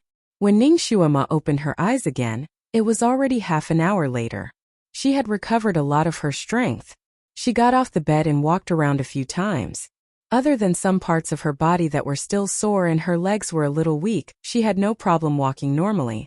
She looked around the room again. Suddenly her gaze froze. She wasn't in the main hall that had been transformed from the valley. She was in Shunjuli's bedroom on Tianyin Peak. He had actually carried her back to Tianyin Peak while she had been unconscious. The Almighty was indeed the Almighty. His efficiency was high. She looked around the hall again. Shunjuli hadn't returned. She was the only one in the hall. That's strange. Where did he go? Shouldn't he be by her side asking about her well-being at this time? Why was he nowhere to be seen?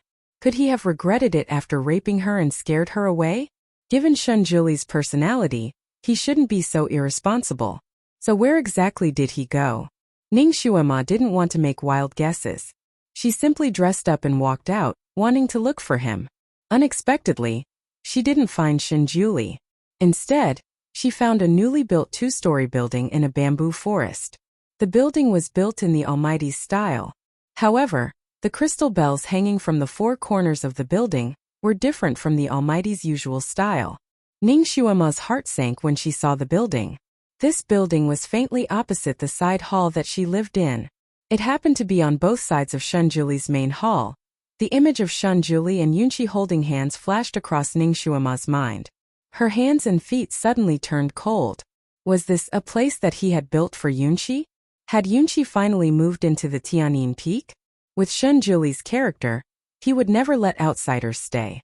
Back then, when Rongyu Tianlan came here to play, she would also go to the guest room set up by the Sun Moon sect below to rest after dark. She would not stay on the Tianyin Peak. Yunqi was even more so. Every time she came, no matter how late she played chess with Shunjuli would ask her to leave. But this time, could it be that they had already decided on their marriage? Then what was he? What was he in Shunjuli's eyes? Since he and Yunqi had already reached this stage, why was he forcing himself on her? Could it be that he wanted to imitate the Yellow Emperor and marry 2 concubines? Enjoy the blessings of multiple wives? She stood where she was, as if her feet were nailed to the ground. She felt as if she had fallen into an ice cave, and her body was cold. She raised her head and stared upstairs. The curtains were lowered, and a snow-white veil fluttered in the wind. One look and she could tell that this was a woman's residence. Ning Shuama clenched her fists. After thinking for a while, she shouted, "Is there anyone upstairs? Can you show yourself?" No matter what, she had to have a good chat with Yunqi and find out what was going on. She didn't want to make things difficult for herself by making assumptions. She wanted the truth. The building was quiet, and there was no movement. Ning Shuama called out twice more, but there was still no response. She steeled her heart and flew upstairs. "I'm coming in." After not getting any response, Ning Shuama simply pushed the door open and entered.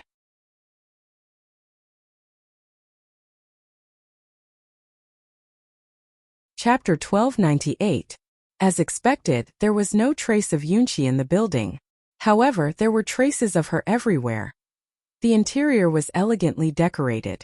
Whether it was the dressing table or the white jade couch, they all had the faint aura of a fairy. There was a small ivory comb on the dressing table, a bronze mirror engraved with patterns on the back, a few strands of long hair in the corner of the dressing table, and a small crystal hairpin. This crystal hairpin belonged to Yunqi. Ning Xuema had seen Yunqi wear it before. The cloud pattern engraved on it was a pattern that didn't exist on this continent. The mattress in the bedroom was neat and tidy. There was even Yunqi's orchid-like fragrance in the room. Yunqi wasn't in the room. To be exact, she wasn't in the building at all. She had also gone out. Could she have gone to watch the sunset and count the stars with Shinjuli? Ning Xuema stood in place for a moment before flying out and starting to search the Tianyin Peak. No matter what, she had to find them and get an answer. An hour later, she was disappointed. She had already searched the entire Tianyin Peak, but she couldn't find any trace of Shinjuli and Yunqi. She steeled her heart and was about to leave the peak to search when she bumped into Yelu Jing and was holding a box of food. When she saw Ning Xuema, she smiled. "Xuema, you're up? Are you hungry? Here are some of your favorite foods. Why don't you have some first?" As she spoke, she took out a few dishes and placed them on the small table next to her. The food was indeed sumptuous. There were 2 meat dishes and 2 vegetable dishes, all of which she usually liked. More importantly, they were all medicinal cuisines that could greatly restore one's strength. One of them even had the effect of reducing swelling and pain. If it had been any other time, Ning Xuema would have felt a little warm inside when she saw these dishes. However, she felt like she had been slapped in the face. The special soreness in her body made her feel humiliated. "Did the great master ask you to send these?"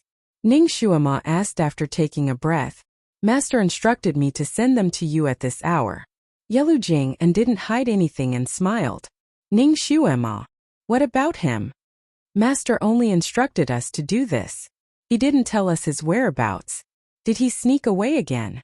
Had he gone traveling with Yunqi again? Or was it because he had raped her on a whim and felt sorry for Yunqi so he had coaxed her?" Ning Xuema could only feel the fire in her heart rising. What was this? Daring to do it but not daring to admit it. What did he take her for? She suppressed the anger in her heart. What else did he say? Yelu Jing'an glanced at her and could already see that her mood wasn't good. Moreover, the way she addressed her master was also a bit strange. She kept saying he, even omitting the word master. Master didn't say anything else. "He only told me to tell you that you have to train hard and eat well these few days." Ning Xuema. These few days? Did that mean that he would be missing for a few more days? She suddenly felt like laughing. Nothing good ever happened whenever he went missing. Plus, he had gone missing with Yunqi, Yelu Jing, and chatted a bit more with her and then left. Ning Xuema slowly sat down at the table. Based on Yelu Jing'an's tone, he didn't know about her actual relationship with the great master. He had already rolled in the sheets with her and had no intention of explaining their relationship, let alone marrying her. Did he want her to follow him without knowing the reason? Disciple and lover? Or did he still want her to be a concubine?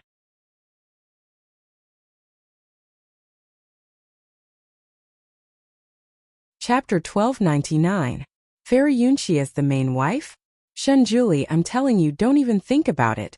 She looked at the dishes on the table and took a deep breath. With a wave of her sleeves, she smashed the plates and cups onto the ground, smashing them into pieces. Shinjuli, now that things have developed to this point, you have to give me an explanation. Don't even think about making me follow you around without knowing anything. You want to disappear for a few days, right? Fine, I'll wait for you to come back. I'll wait for you to give me an explanation. If you really have feelings for Yunqi, I won't agree even if you kneel and beg me to be your main wife, let alone a concubine. I'll completely cut off all ties with you. Ning Xuema didn't expect to wait for 8 days. During these 8 days, Shenjuli didn't come back even once. Of course, Yunqi didn't come back either. On the other hand, Yelu Jing'an's food was delivered on time. Twice a day, the food was different every time. How could Ning Xuema have the appetite to eat? Moreover, she had already cultivated the Anidia technique, so it didn't matter if she didn't eat. During these 8 days, her body had already returned to normal. and her movements were like a gust of wind. She cultivated as usual. Perhaps it was because of the injustice in her heart, but the demon in her body became more and more arrogant. Almost every time she closed her eyes, the little loli's voice would ring in her ears, making all kinds of noise and urging her negative emotions. For example, he must be regretting it. He loved you so much in his previous life, but once he didn't love you anymore, he could still be so cruel to you. Now that he has lost his memory, he must want to abandon you again. He and Yunshi must have gone to play hand in hand, right? After all, he has been very close to Yunshi since he lost his memory. Momo, what are you waiting for? Are you waiting for him to marry you? Stop dreaming. Look at the entire Sun-Moon sect. Does it look like they're holding a wedding? He doesn't even plan to have a showdown with the Sun-Moon sect disciples. The little loli's every word was like an iron nail, hammering into Ning Xuema's heart, making her frustrated and making her want to go berserk. She felt as if she was going crazy. Half of her wanted to destroy everything, and the other half was filled with negative emotions. The other half of him kept telling himself to be rational and not to go on a rampage like a madman. That way she wouldn't be her, and she would be degrading herself. She was Ning Xuema, the straightforward Ning Xuema. She wanted to wait for an answer before deciding whether to stay or leave.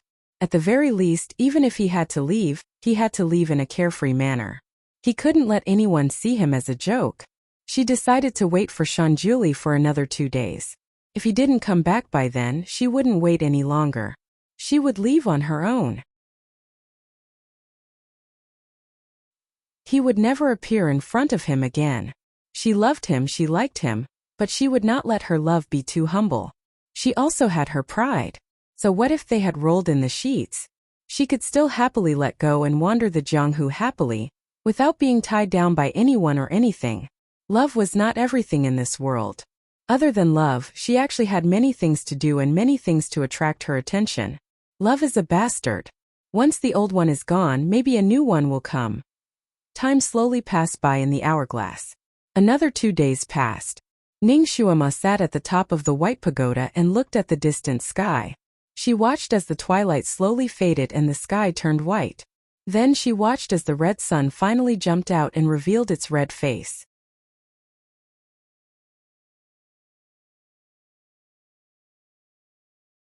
Chapter 1300. She lowered her eyes slightly and chuckled. It was time for her to completely let go. Did she want to hear him say regret with her own ears? She wanted to hear him say that it was just a whim that night and it didn't mean anything? Ning Xuema, wake up. His refusal to see them had already represented his current attitude. Why do you want to stay here and embarrass yourself? She had already asked Yelu Jing, and 2 days ago, and knew that he and Shenjuli were still in contact. This time Shenjuli wasn't missing. He just didn't want people to know his whereabouts. Ning Xuema had already told Yelu Jing, and 2 days ago, that she would wait for Dizun for 2 more days. If Dizun didn't come back, she would truly let go. She believed that Yelu Jing, and would pass on her final warning. Since he still didn't come back, it meant that he had tacitly agreed to let go, right? She didn't think that the final result between them would be like this. The great god who had lost his memories was not the original great god. She lowered her eyes to look at the sea of clouds under her feet. She vaguely remembered the scene of him holding her and falling down with her 10 years ago. She remembered that she had truly fallen in love with him at that time. She didn't think that once she fell in love, it would bring about this kind of eternal damnation. Now she finally woke up from this dream. It was time for her to completely leave. She took a light breath and stood up. Just as she was about to jump back to the mountain peak, she froze when she saw the person who suddenly appeared. There was a person standing in front of her. He was wearing a wide robe with large sleeves and a silver mask on his face. Only a pair of ink-black eyes were revealed as he coldly looked at her. His temperament was like ice and snow, incomparably cold. Ning Xuema's heart skipped a beat. Her eyes met his for a moment and she suddenly smiled. Her smile was like a flower, brilliant like the sunset. Great God! She called out as if she was wronged and happy at the same time. She also seemed to be complaining. You still know to come back? Do you know how hard it was for me to wait for you? Her figure rose and she threw herself at the person in front of her. The man's eyes flashed and he opened his arms slightly, waiting for her to jump into his embrace. As expected, Ning Shuama did not disappoint him. Like a swallow returning to the forest, she threw herself into his arms. However, before that person could do anything else, his body suddenly shook. A moonlight-colored email piercer pierced through his chest and came out from his back. That person's gaze changed, and he sent a palm strike towards Ning Shuama. However, he had obviously underestimated Ning Shuama's reflexes. She didn't continue to fight after she succeeded in her first move. Her figure retreated like flowing water and escaped from the envelopment of his palm power. Of course, while she was retreating, she didn't forget to pull out her email piercer. The sharp email piercer left a bloody hole in that person's chest. It was exactly the same spot where Ning Shuama was injured. Wuemo, I won't fall at the same place twice. Does it hurt to be stabbed by this sword? Ning Shuama stood on top of a big rock and coldly looked at the person in front of her.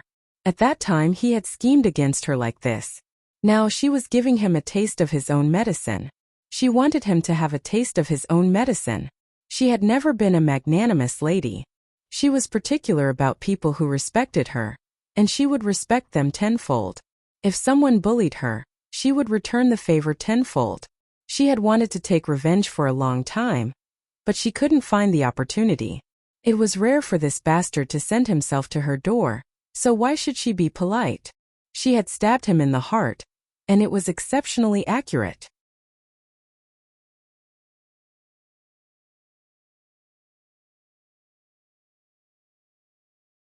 Chapter 1301. The only thing that surprised her was that she couldn't feel his heartbeat, even though she had stabbed his heart. It was as if this person didn't have a heartbeat. Wuemo covered his wound with his hand and looked up at her. You're smart. Aren't you afraid that you've stabbed Dizun? He and Dizun were very similar. Even Yelu Jing and couldn't tell the difference at first glance.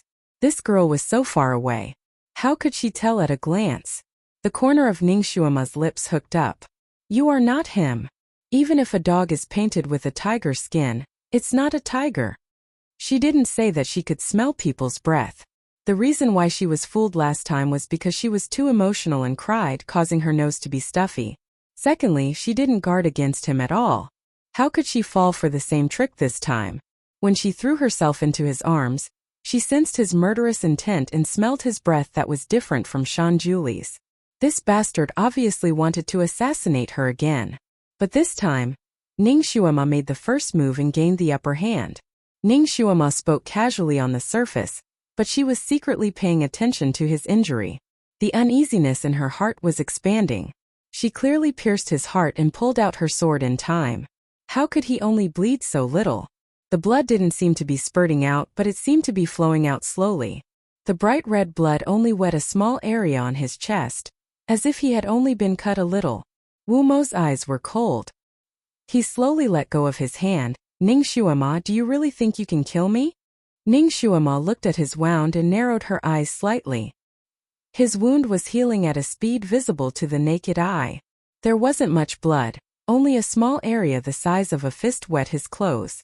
What kind of monster was this Wu Mo? How could he be unharmed after being stabbed in the heart? Was this the ability of someone who had reached the heaven rank? His heart was no longer his weak point? Ning Shuamo retreated a few steps. She clenched the email piercer in her hand and stared at him warily. A pale white ice ball gradually appeared in Wu Mo's palm. The surrounding temperature instantly dropped. It was supposed to be a summer day, but at that moment it felt like winter. The cold wind was bone-chilling. Ning Shuama's feet immediately froze. Ning Shuama, you are a scourge. Even if I die, I won't let you hurt him. Since I didn't kill you the first time, I'll kill you the second time. This time I won't give you any chance to live. The ice ball in his palm was finally released. It spun in the air and instantly split into dozens of ice balls. They were all aimed at Ning Shuama. When the ice balls were released, even the heavens and the earth seemed to have sensed the murderous aura. The white clouds in the sky spun crazily. When the clouds collided, there was a series of thunder that almost blinded people's eyes. Wherever the ice balls went, even the air was frozen. The surrounding vegetation instantly withered and turned into ice needles. Under the guidance of the other ice balls, these ice needles also flew out continuously. They made a sharp whistling sound and attacked Ningxuama. Ningxuama's expression changed slightly. She recognized this move. She had seen Shunjuli use it when he brought her to the ice field. Wherever it went, not even a blade of grass would be left. It could cut off the vitality of all living things. She didn't expect Wu Mo's first move to be this move.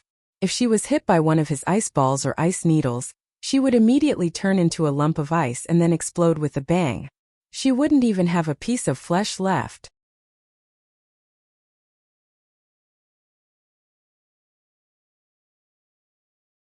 Chapter 1302. At such a critical moment, Ningxuama did not dare to be careless. She raised her hand and released a circle of fire shield to protect herself. Those ice balls and ice needles hit her fire shield and made a harsh sound.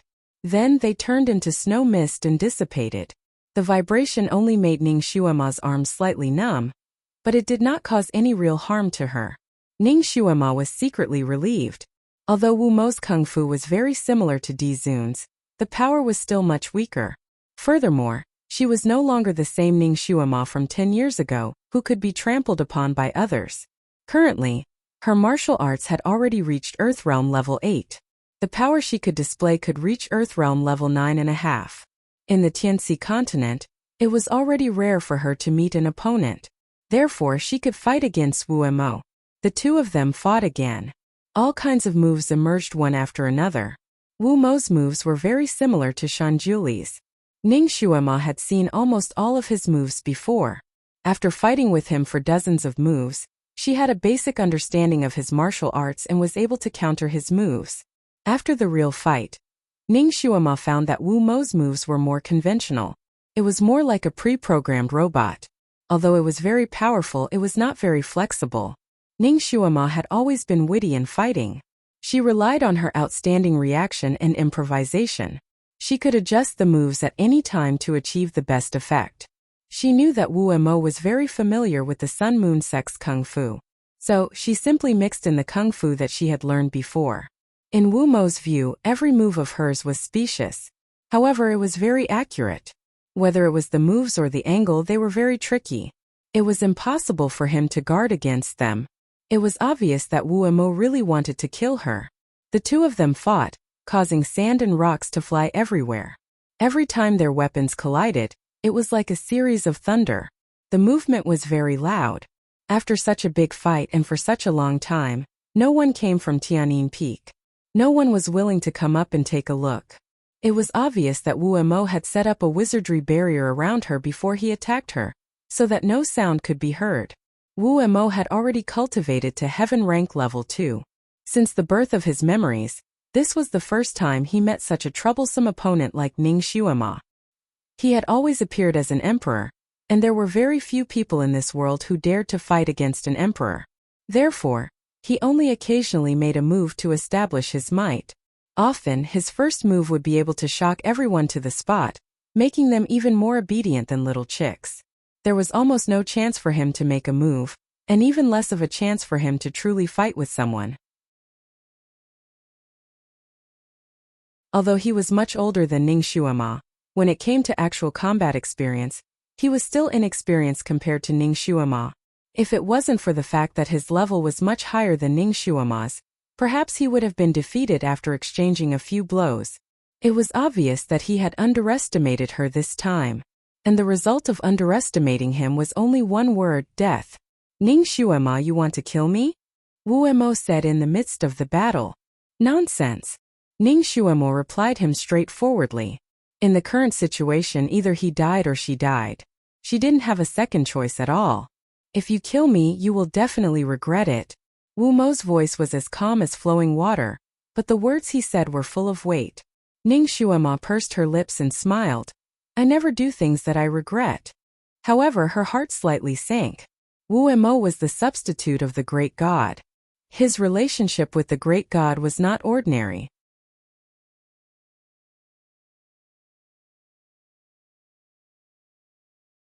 Chapter 1303.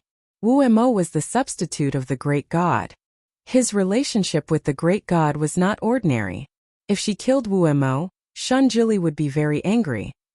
What's more, Shanjili was now indifferent to her. Even if they had sex once, it didn't mean anything. If Wu Mo died in her hands, how would Shanjili treat her? Ning Shuama couldn't think of an answer to this question. Since she couldn't think of an answer, she simply didn't think about it. She had to take care of the present first. Wu Mo wanted to kill her now. She could only try her best to fight back. In a fight between two masters, she couldn't go easy. If she went easy, she wouldn't be able to see the sun tomorrow. Well, for Shanjuli's sake, if she had the absolute advantage, she would seriously injure Wu Mo or simply abolish his martial arts. He wouldn't be able to do anything and she would just let him live. The two of them fought again. After about 2 hours, Ning Shuama finally understood Wu Mo's martial arts. She began to fight back vigorously, forcing Wu Mo to retreat step by step. In this fight that was almost evenly matched, both of them were injured. Ning Shuama's light pink skirt had several bloodstains, like blooming peach blossoms. However, what made her more gratified was that Wu Mo's body was obviously more injured than hers. The white robe on his body was stained with blood, almost turning into a flowery robe. Moreover, his wounds were much deeper than the wounds on her body. It was obvious that Ning Shuama had the upper hand in this fight. This feeling of turning the tables was really good. Ning Shuama's sullen heart finally relaxed a lot. Her mood was also much better. Wu Mo, last time I almost lost my life because of your plot. This time you want to plot against me a second time. Do you really think my temper is easy to pinch? This time, if I don't beat you to a pulp, my surname is not Ning. Ning Shuama's piercer burst out a fireball and hit Wu Mo, causing him to retreat a few steps. You will regret it, Wu Mo said coldly. You've already said that 800 times. I'm tired of hearing it. Can't you find something new? Ning Shuama snorted disdainfully. After dodging his ruthless attack, she smiled brightly like a spring flower, and the move she sent out became even fiercer. A new wound was added to Wu Mo's white robe. If she didn't teach him a bloody lesson, he wouldn't know why the flowers were so red. The fresh blood on his body made Ning Shuama excited for no reason. Her eyes were faintly red. One move after another, she almost didn't give Wu Mo a chance to breathe. You're a witch. Ning Shuama, I won't let you succeed this time. Wu Mo's voice was cold and ruthless. Although he was already at a disadvantage, he had no intention of retreating. Ning Shuama wanted to laugh. Conspiracy. She just wanted to fall in love and have a good time. How did it become a conspiracy? What a joke. Wait a minute, he said she was a witch. Could it be that he knew about her past life? He knew about Shui Mo. She simply asked, You know Shui Mo? Wu Mo snorted, of course. How much do you know? Everything. Ning Shuama. It seemed that this Wu Mo had been by Shanjuli's side for a long time. He even knew about the things that happened more than 3,000 years ago. However, she was no longer Shui Mo, but Ning Shuama. Even if the two of them had the same soul, she didn't need to pay for the things of her past life. Shui Mo. Even if you change your name and body, you're still you.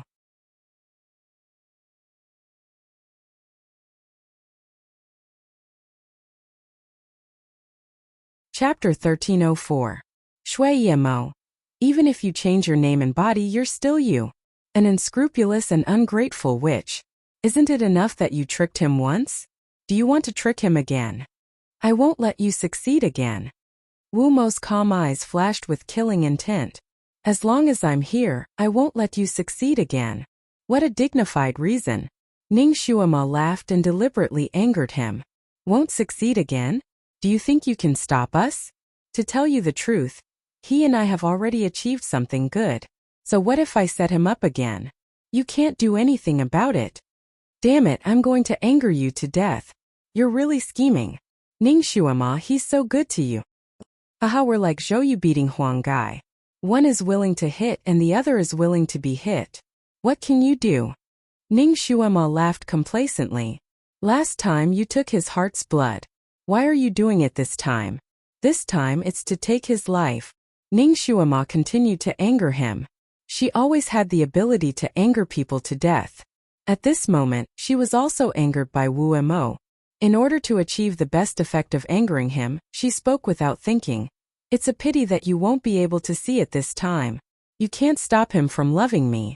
You're angry, right? You can't do anything even if you're angry. You can't kill me, you can only watch as my scheme succeeds. She spoke carefreely. Looking at Wu Mo's increasingly heavy and unmethodical moves, she finally vented the anger in her heart. She felt that her anger was almost vented. The ame piercers flashed in the air and transformed into hundreds of them. With a flip of her palms, the hundreds of ame piercers shot towards Wu Mo like a horse's peak leaving its nest. This was a new move that she had recently cultivated. This move looked dangerous, but in reality only the main piercers could really hurt people. The others were just illusions. Even if they really hit the body, they wouldn't cause any harm. However, they had a very frightening effect, making people unable to distinguish between reality and illusion. Ning Xuema was very calculative. When she made this move, she had already calculated all the directions that Wu Mo would dodge. If there were no accidents, her ame piercers would pierce his chi-hai acupoint and completely cripple his martial arts. But it wouldn't really take his life. Shun Julie, even though you have betrayed me by taking advantage of me, I still have to do you a favor. Seeing that you loved me so much before you lost your memory, I'll let you live. When she used this move, her body also floated up. Her posture was graceful as if she was flying. She followed the real ame piercer and flew over. She thought that if the first move failed, she could give him another palm strike. This time she was going to settle this once and for all, so that he would never be able to do anything to her again. Just as the real ame piercer was about to reach Wu Mo, the surrounding air suddenly distorted. Wu's eyes suddenly he squatted down. Poof! A light sound was heard, and blood spurted out like rain. The ame piercers didn't pierce Wu Mo's chi-hai acupoint. Instead, it pierced through his glabella. At the same time, there was a pop in the surrounding air. A light sound was heard, as if a wizardry barrier was broken in an instant. A white figure appeared out of thin air. Stop! He waved his sleeves. Ning Xuema had only used half of her movement technique when she saw the white-clothed man appear. Her heart fiercely jumped. Unfortunately, before she could do anything else, she felt a strong gust of wind blowing towards her.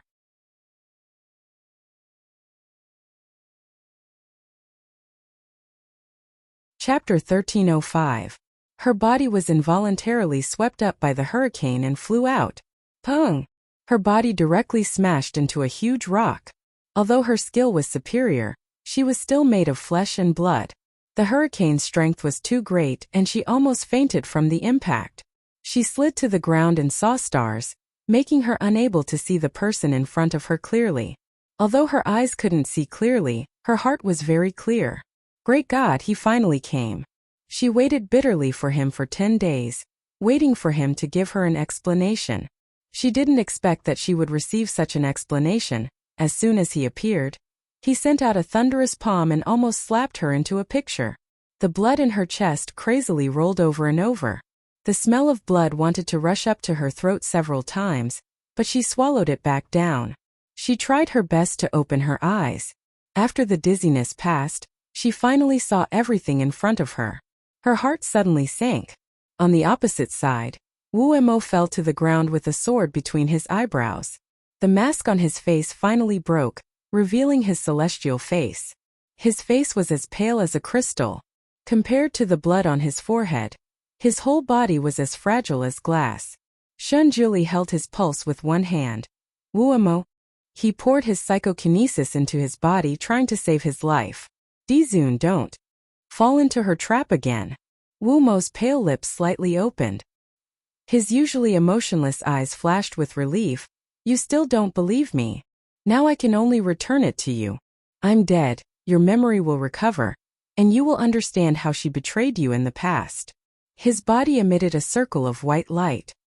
His whole body became transparent at a speed visible to the naked eye. Finally, it turned into countless rays of light that circled around Shun Julie a few times and went into his glabella.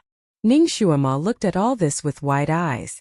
She was so shocked that she almost couldn't speak. Wu Mo's glabella was actually his weak point. But the sword she just shot out was obviously aimed at his chi-hai point. Who would have thought that Wu Mo would squat down at the crucial moment? This This was simply sending himself to death.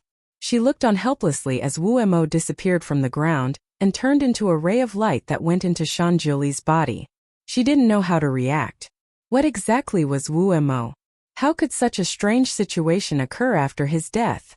Could he be a manifestation of Shanjuli's memories? Would Shanjuli's memory be restored only after he died? Which life's memory would he recover? Was it all?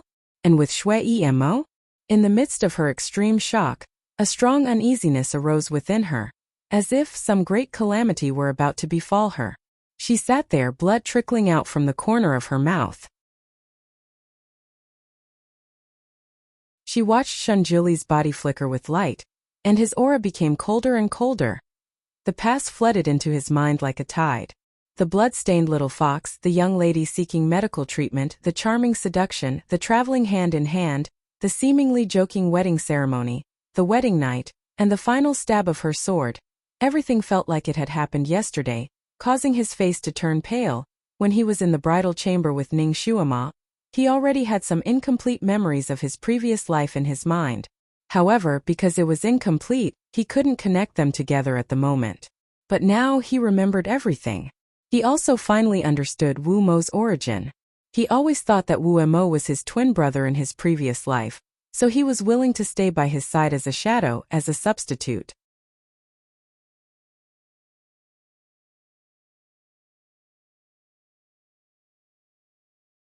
Chapter 1306. Only now did she understand that Wu Mo was her inner demon obsession. That day, she had decisively stabbed his heart. If Long Chuan hadn't risked his life to save him, his body would have died in the chaos. If he wanted to come back to life, his primordial spirit would need to cultivate for another 1,000 years. In order to save him, Long Chuan had used all of his blood essence and burned the Qilin soul to refine a Qilin pill that could bring the dead back to life. It replaced his heart and allowed him to live again. However, Long Chuan's soul had scattered because of this. Wu Mo was the inner demon that he had refined when he was in despair. He had sealed all of his memories on Wu Mo, and then fell into a deep sleep. Because of this, he had the problem of falling into a deep sleep every 1,000 years. Once he fell into a deep sleep, he would forget everything that had happened in the past. No matter how many grievances he had, he could throw them away with his deep sleep. Now that Wu Mo was dead, the memories that were sealed in his body automatically returned to Shanjuli's body. Before Wu Mo died, he did something. The conversation between him and Ning Xuema was also received by Shanjuli. Shanjuli's aura became colder and colder. Even the clouds in the sky seemed to feel his mood. They pressed down in layers of dark clouds densely covered the sky. The wind on the mountain top was as cold as a knife. The snowflakes swirled along with the cold wind. When the snowflakes hit people's bodies, they would feel a burning pain and a bone-chilling cold. It was the pressure of a god. Ning Xuema was pressed down by him to the point she almost couldn't breathe. He was the one who started it. 10 years ago, he had plotted against me once and almost killed me. Now he wants to harm me a second time. He wanted to kill me. I was just defending myself. Besides, I didn't want to kill him. I just wanted to cripple his martial arts. Who would have thought that he would squat down and automatically send his weak point to my sword? Ning Xuema suppressed the disappointment and anger in her heart, and quickly explained the reason. Shanjuli had been closing his eyes. Now he slowly opened them. His pair of icy blue eyes shot at Ning Xuema. It was deeper and colder than the dark night. Ning Xuema felt a chill in her heart under his gaze. She couldn't say anything else. Shui Mo, I didn't think that I would be defeated by you twice. However, do you think you can succeed this time? Shanjuli spoke word by word. His voice was as cold as ice, almost freezing Ning Xuema's heart. He called her Shui Mo. Could it be that he had recovered his memories from his past life? Ning Xuema was about to refute when Shanjuli flicked his sleeve. Ning Xuema's acupoints were sealed. Not only could she not move, but she could not even speak. She stared at him in disbelief, and her lips turned pale. Shui Mo, you will pay the price for your actions. Shanjuli coldly threw out these words. With another flick of his sleeve, Ning Xuema felt her vision darken, and her body weakly collapsed. Shanjuli looked at the unconscious Ning Xuema. a complicated look flashing through his icy eyes. With a slight movement of his fingers, a strong wind carried Ning Xuema away. Cold, so cold. In the darkness, Ning Xuema only felt a bone-piercing chill seeping into her bones. It was so cold that she couldn't help but curl up into a ball. She slowly opened her eyes. It was as if she was in the Ice Age. Wherever her gaze landed, there was a piece of sparkling and translucent ice. The cold wind was bitterly cold, and the wind was so strong that it almost flipped her over. The wind was mixed with frozen snow, causing her face to hurt. Ning Xuema was caught off guard and was cut several times on her body.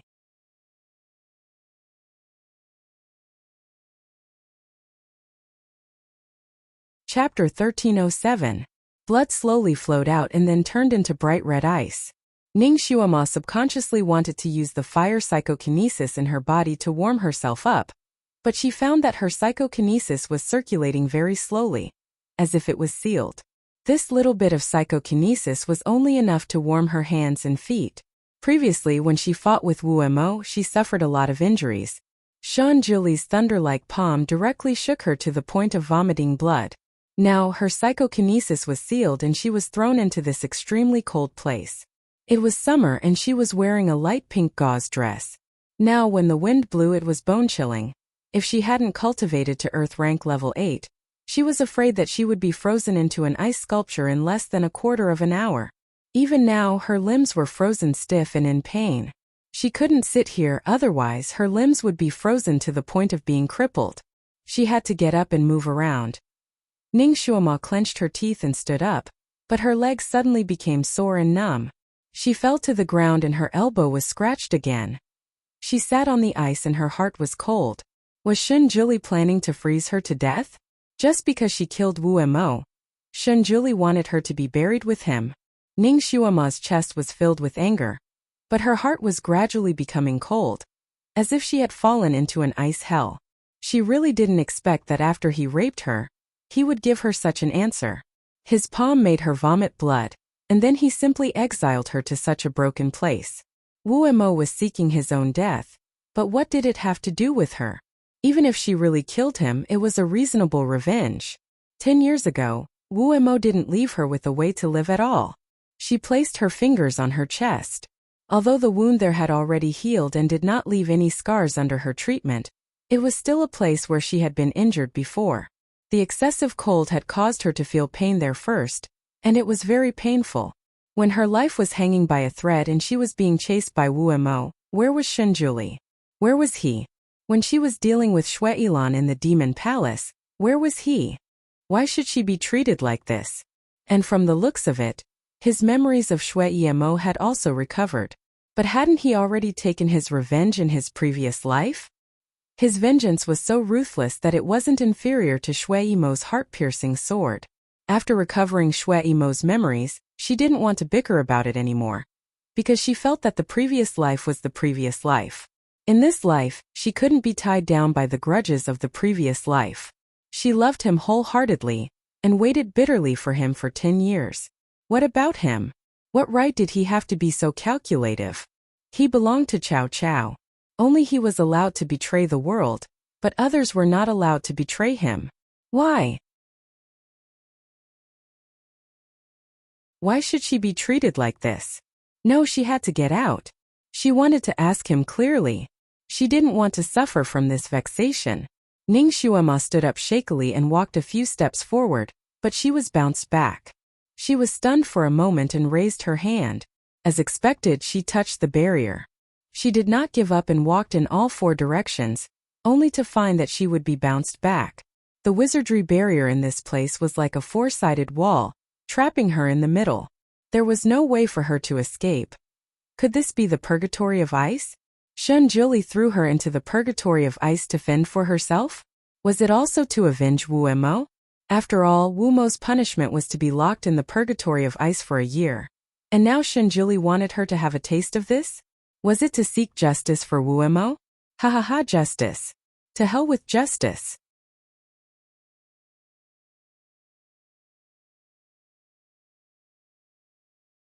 Chapter 1308. If he was really fair, he wouldn't treat her like this. It turned out that the current her in his heart was far less important than a substitute. When he was forcing himself on her, she mistakenly thought that he had fallen in love with her again. She was so wrong. She suddenly felt something sweet in her throat and spat out a mouthful of blood. That blood quickly condensed into a block of ice, which looked especially sparkling and translucent under the sunlight. Ning Xuema stared blankly at that block of blood ice. Suddenly, she remembered Shanjuli's emotionless eyes and his cold tone. Shui Yemo, you will pay the price for your actions. She suddenly laughed out loud. Ridiculous. Haha, she Ning Xuema was really ridiculous. Pay the price for her actions? Ha ha ha. What the hell did she do that needed to pay such a big price? She loved him with all her might, crazily missed him, desperately suppressed her inner demons, and worked hard to cultivate what about him? Forgetting her, hurting her, teaching her a lesson, seriously injuring her. Now he was making her pay the price. Right now she had indeed paid the price. She had suffered a crushing defeat, a true crushing defeat. Shui Yemo. She was Ning Xuema. Why did she have to shoulder Shui Yemo's debt? Besides, in her previous life, although Shui Yemo had given Shanjuli a stab, didn't Shanjuli also join forces with Shui Yemo to kill her? They were already even. Now why did he act as if she owed him?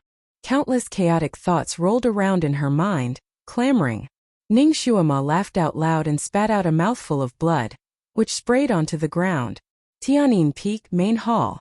Shanjuli was minding his own business, playing chess. However, the time he spent in a trance was obviously longer than the time he spent playing chess. He had already recovered the memories of his previous life. However, he had only recovered the memories of his first life. After that, his memories were still blank. Shui Yemo had killed him in his previous life. In this life, she had approached him with ulterior motives. Every word she had said to Wu Mo during their confrontation had been heard by him. In this life, she wanted to take his life? You're still here as a spy? He, Shanjuli, had actually fallen for her in both lifetimes. In Shanjuli's mind, the smiling face that he loved and hated at the same time appeared in his mind. The calmness in his heart was finally broken, and many complicated emotions surged in his heart. His fingers clenched the chess piece so tightly that his fingertips turned white. After a while, he raised his hand and poured himself a cup of fragrant tea.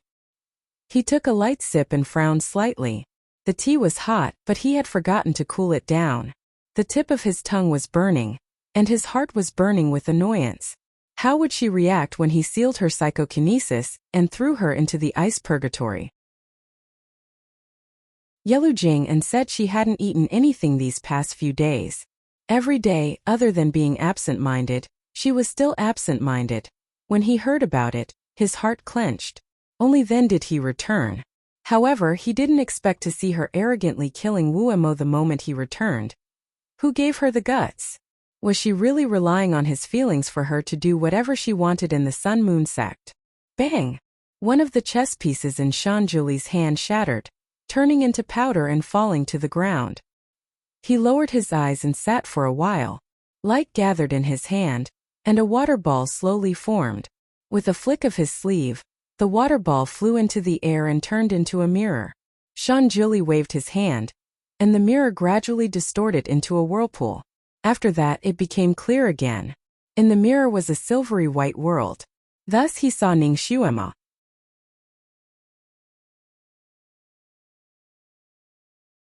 Chapter 1309. A pink-clothed girl was sitting there quietly, hugging her knees. Her long black hair covered her pretty face, so he couldn't see her expression. There were specks of blood on the snow around her, which had all condensed into pieces of red ice crystals. The wounds on the girl's body were hideous and bloody, but she didn't care. Looking at the shocking bloodstains, Shanjuli held his breath, and his hands involuntarily clenched. The pink-clothed girl stood up shakily, her long hair parted like a curtain, revealing a pale little face. There were specks of blood on the corners of her mouth. She walked forward but was bounced back by the enchantment. She seemed to be stunned for a moment. Unwilling to give up, she walked in all directions. Undoubtedly, she was bounced back and fell heavily to the ground. The pink-clothed girl sat on the ground for a while, and then suddenly laughed. Her laughter was full of despair and sarcasm. echoing in the empty purgatory of ice. Shanjuli's hands tightened, and the teacup in his hand made a groaning sound, but he turned a deaf ear and just looked at the picture in the water mirror. The pink-clothed girl suddenly spat out a big mouthful of blood while laughing, splashing on the ground. Her pink dress was gradually soaked in blood, but she didn't seem to feel it. She kept coughing up blood, but she was still laughing. Her lips were full of blood, and her clothes had been dyed red. She laughed and fell to the ground. The teacup in Shanjuli's hand shattered with a pung sound, and the broken pieces cut a wound on his hand. Blood kept rolling down, and the tea splashed all over him. He didn't have any reaction, and still looked at the picture in the water mirror stiffly. The pink-clothed girl's laughter finally stopped. She slowly curled up into a ball, motionless as if she was frozen. Shanjuli waved his hand, and the water mirror suddenly scattered. He sat there quietly, the tea rolling down his robe, but he didn't have any reaction. He just sat there for a long time without moving, as if he had become a sculpture. The afterglow of the setting sun sprinkled on his body, giving him a layer of fiery golden light. His figure was tall and straight in the light, but it was full of loneliness and bleakness. After a long time he finally got up, flicked his sleeves and left. Ning Shuama lay prone in the ice for a long time. The bone-chilling wind blew from all directions. She was trapped here with nowhere to run. His body felt hot and cold at the same time. His head also felt dizzy and he was seeing double. If this continued, she would die here. The last bit of reason in her mind told her that she should be meditating and recuperating instead of letting herself freeze like this. However, she didn't want to move at all. She just wanted to sit there quietly. It was almost as if she was torturing herself. She exposed herself to the cold wind and let the temperature in her body drop by drop. Her vision became darker and darker, and the sun also split into two. She tried her best to open her eyes, but the darkness surged like a tide, and she finally fainted. Before she fainted, she mocked herself. Ning Shuama, are you counting on Shanjuli to pity you? Her lips curled into a sarcastic smile as she closed her eyes. What greeted her was a long darkness. After being unconscious for a long time, Ning Shuama finally woke up. She was still the only one in the vast ice field. The cold wind whistled and swirled around her, as if it wanted to take away everything that had heat. Ning Shuama lay on the ice, silently looking at the cold moon in the sky.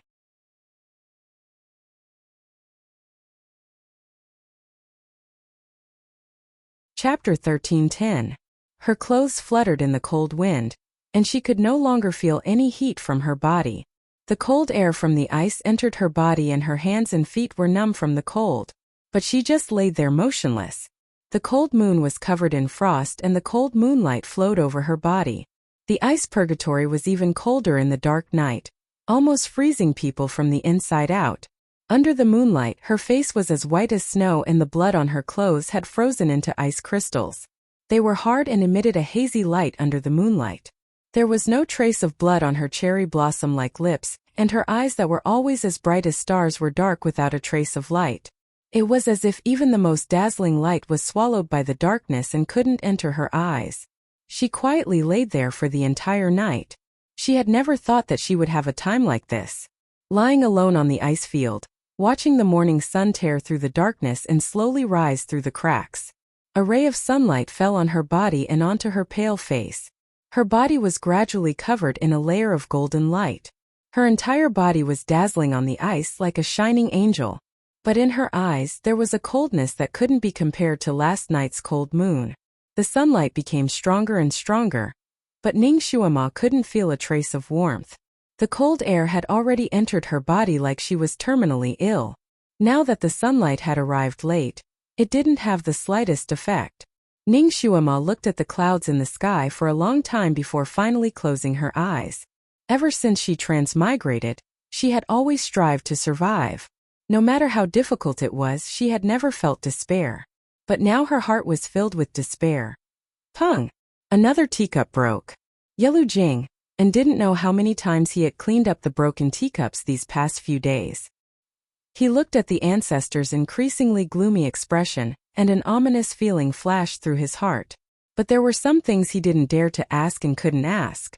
So after he respectfully cleaned up the broken teacups, he silently left.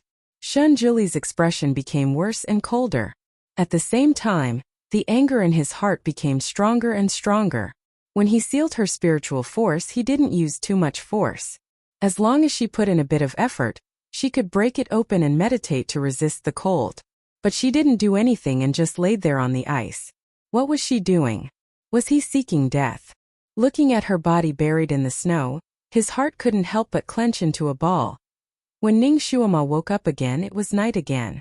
However, this time the night was completely dark. The cold moon from last night was nowhere to be seen.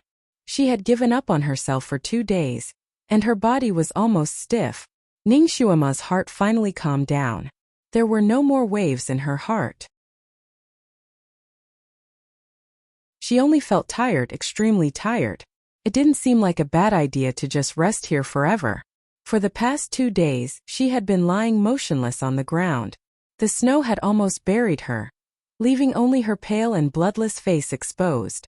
Ning Shuama made up her mind to sleep forever. Perhaps she would be able to go back to her own world when she really couldn't wake up. She would no longer care about this world. So after looking at the sky for a while, she fell asleep again. This time she had a dream. In the dream, it was a distant past life. It was that unruly and unrestrained secret agent boss Ning Shuama. Ning Shuama stood quietly to the side. Looking at her majestic and confident past life, she suddenly felt a sense of absent-mindedness in her heart. It had only been 10 years, but Ning Shuama felt that she had aged a lot.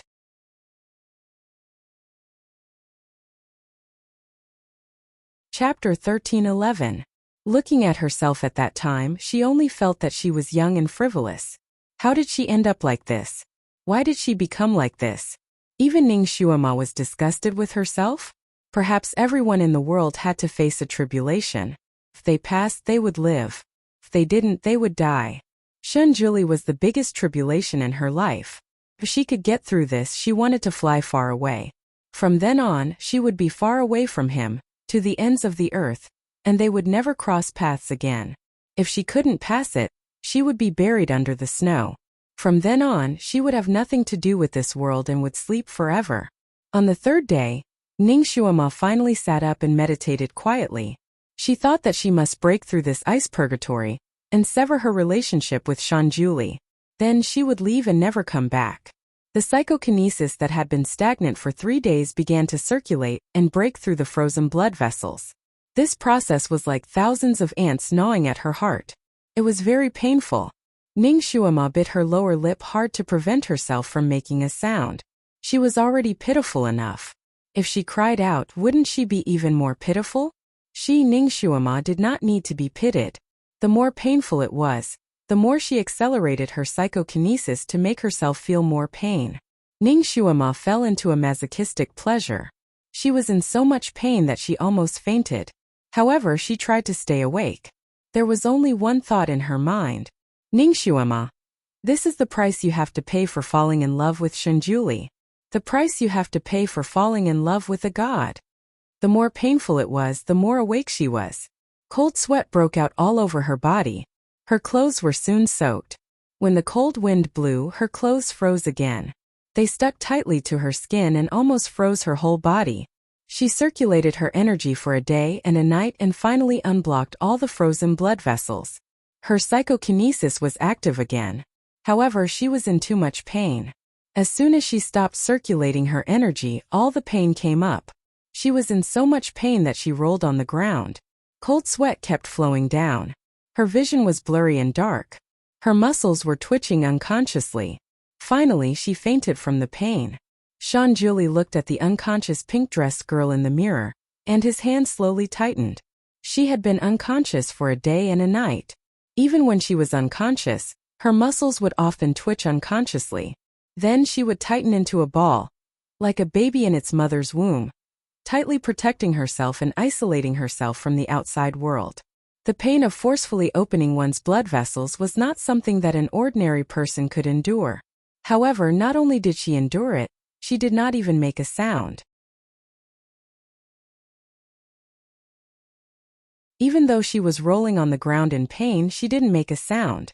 The girl's body in the mirror suddenly emitted a golden light, which gradually grew stronger. Shinjuli's expression changed, and he stood there stiffly. A moment later, his figure flashed, and like a bolt of white lightning, he suddenly rushed out. Ning Shuima was woken up by the sharp pain. She felt like she was about to explode. Psychokinesis was running wildly in her body, constantly expanding and suppressing her blood vessels. Was he possessed by the devil? Ning Shuima was in so much pain that her face was pale. She wanted to shout and roll on the ground, but it was as if she was fixed in place and could not move. She could only watch her inner world collapse bit by bit and fall apart. She had never experienced such intense pain. It was even worse than the time when Yi Qinghuan used the soul-beating whip to scatter her soul. Ning Shuima did not know what was wrong with her. She watched as her skin cracked inch by inch. It was transparent and emitted a dazzling golden light from the cracks. It felt like a porcelain jar that was cracked all over.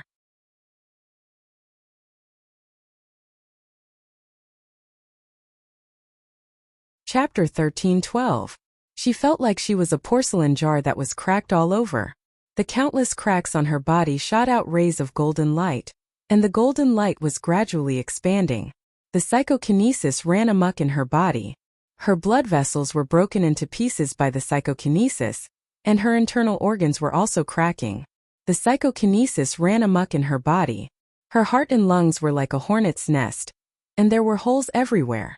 The overwhelming pain made her want to faint, but she couldn't. She could only endure the heaven-defying pain. She tried to control the psychokinesis that was running amok in her body, but she could not control it at all. The moment she tried to control it, it ran amok even more. Cold sweat kept flowing down her body, and her clothes were soaked in an instant. It even melted the snow under her body. Ning Shuima felt that she was going to die this time, and her soul was going to scatter. Half of her body was already transparent. When the sun came out, would she turn into ashes? The golden light grew bigger and bigger, and Ning Shuima's entire body was covered by the golden light. The moment the sun came out, Ning Shuima's body suddenly exploded with a bang. Countless rays of golden light flew out, and she scattered into countless rays of light. The sun finally tore through the darkness and shone on the earth. The cold wind blew past, and the broken pieces of pink yarn fell down, as if there was a romantic cherry blossom rain. The cold wind whistled in the empty ice purgatory for tens of thousands of years, and the rays of light in the sky were blown away. Suddenly, a man in white appeared out of thin air. He looked at the rays of light in the sky, and his fingers trembled slightly. With a wave of his sleeve, the rays of light seemed to have received some kind of order, and flew towards a direction. The rays of light in the sky kept condensing in the air under a strong control. The rays of light seemed to be unwilling to be condensed, and kept trying to disperse, wanting to disappear from this world. The man in white's fingertips turned slightly white. She had no desire to live. His lips moved, and he did not dare to be slow. He kept drawing, and countless charms were drawn, forcing the rays of light to condense together inch by inch. Slowly, a young girl was formed in the golden light. She had snow-white skin, long black hair, and delicate eyebrows. Her eyes were slightly closed, and she was sleeping peacefully. The golden light gently enveloped the girl and placed her on the ground. Shanjuli looked at Ning Shuima, who was becoming more and more beautiful, with a complicated look in his eyes. He reached out his finger as if he wanted to caress her eyebrows, but he slowly put his hand down. He lowered his eyes and looked at her. After an unknown amount of time, he finally turned and left. The 5th day.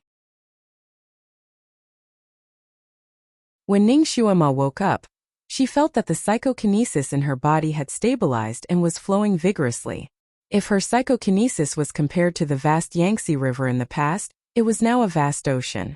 She felt as if she had limitless telekinesis. She actually advanced at this time. Ning Shuima didn't know whether she should be happy or sad. She looked at her own graceful body and couldn't help but curl up into a ball. Looking at the countless pieces of pink gauze scattered around her, her eyes moved. With a slight clench of her hand, the pink gauze flew into the air and quickly assembled into her gauze dress. Ning Shuima put on the gauze dress and felt a lot more at ease. She stood up, and as she walked, countless rays of light scattered. Ning Shuima laughed mockingly. Was this the pretentious system that came with the 9th level?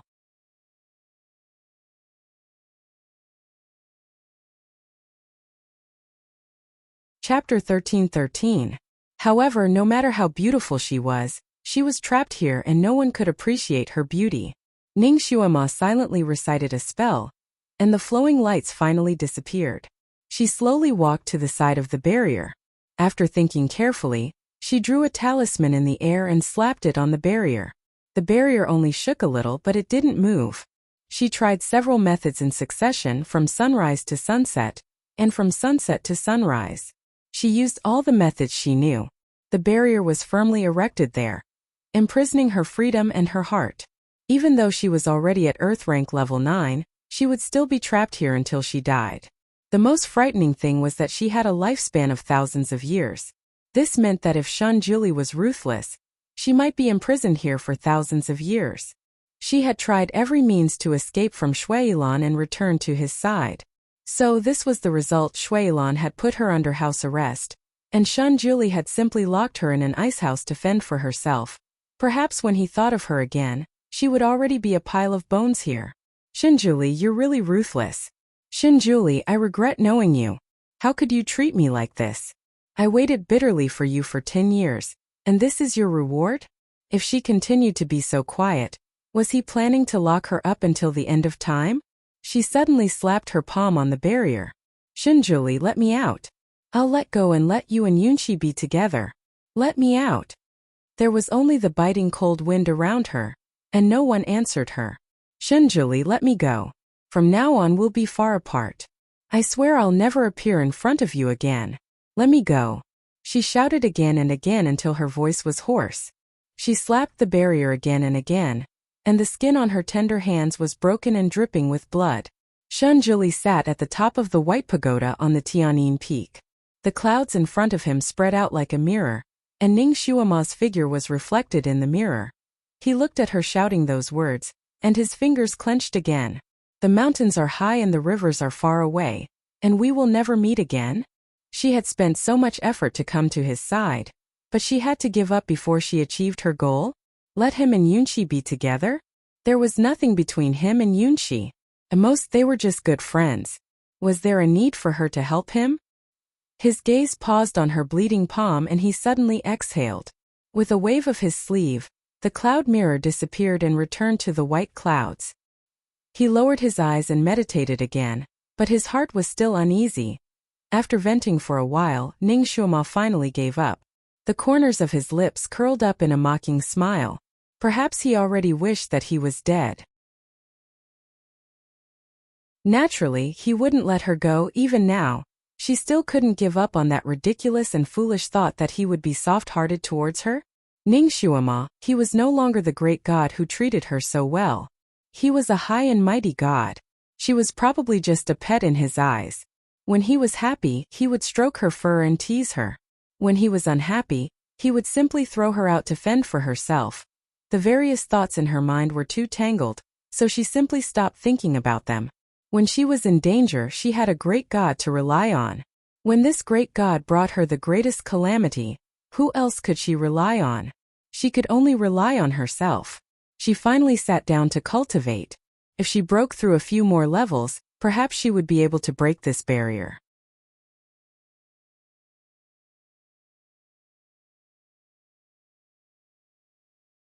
Chapter 13:14.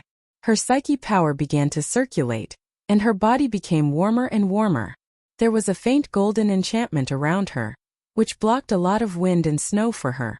On the 6th day, Ning Xuema stood up and habitually tried to break the enchantment, but she still couldn't break it. She had been disappointed again and again. She had been disappointed so much that she didn't feel anything anymore. She was about to go back and continue practicing when she suddenly found that there was another person in front of her. It was still the same wide white robe that fluttered in the wind. His face was as handsome as a god's, and his icy blue eyes looked at her quietly. Seeing her turn around, a complicated look flashed through his calm eyes. The moment Ning Xuema saw Shinjuli, her body stiffened, and she took a step back reflexively. Her emotions were in a mess now. Joy, anger, disappointment, Grievance and hatred all came together and almost buried her. On the first day she was full of grief and anger. If Shunjuli had come at that time, she would have shouted at him and vented her anger on him. She would only feel grievance and resentment, but she wouldn't hate him on the second day. She was in a self-inflicted coma. Although she tried to say that the more pain she felt, the more awake she would be. But in her heart, she secretly hoped that he would come in and see her now. After so many days of coldness and pain, she didn't want to say a word to him anymore. Shunjuli had thought of her countless reactions. She would throw herself into his arms, or kill him with a sword. But he didn't think that her first reaction would be to retreat when she saw him. Shunjuli's heart tightened, and there was a pain spreading in it. The two of them were silent for a long time. They weren't standing very far away, and they could touch each other in a few steps. But in reality, they were separated by thousands of miles. Ning Xuema's eyes were indifferent and emotionless. Finally, Ning Xuema broke the deadlock. She looked at Shunjuli calmly. "Are you here to let me go?" Shunjuli didn't say anything. His eyes were so cold that no warmth could be seen. Ning Xuema made up her mind and said, "Shunjuli, let me go. You and I will never cross paths again. I promise that I will never bother you again. In the future, we will have nothing to do with each other. Green mountains and clear waters, let's not meet again." Shunjuli remained silent, but the aura around him became even colder. His thin lips were pressed tighter and tighter. Ning Xuema was stunned. She raised her eyebrows and looked at him. "You don't really want to take me as your concubine again, do you? Why don't you marry Yunxi?" "It has nothing to do with Yunxi. I will not take you as my concubine." Shunjuli finally opened his mouth. Strange, he didn't release her. Nor did he force her to become his concubine. Then what was his purpose in coming here this time? Ning Xuema's heart sank. She looked at him with a sharp gaze. "It's not this and it's not that. You can't be here to kill me, right?" Shunjuli's body stiffened. He didn't say anything. Was he really here to kill her? He was surprised to see that she had survived inside, so he wanted to add fuel to the fire? Ning Xuema suddenly felt like laughing. There were countless people in this world who wanted her dead. She didn't expect that he was one of them. She, Ning Xuema, had loved him wholeheartedly. She thought that she had already given him everything she could. Now he said that it wasn't enough and that there was still her life. Ha. Since he wanted her life now, it didn't matter if she gave it to him. She had lived long enough. If she could die in his hands, she would give up completely. She wouldn't have to suffer like this anymore. She opened her arms in a defenseless posture. "Come on, avenge your Wuma. I won't fight back."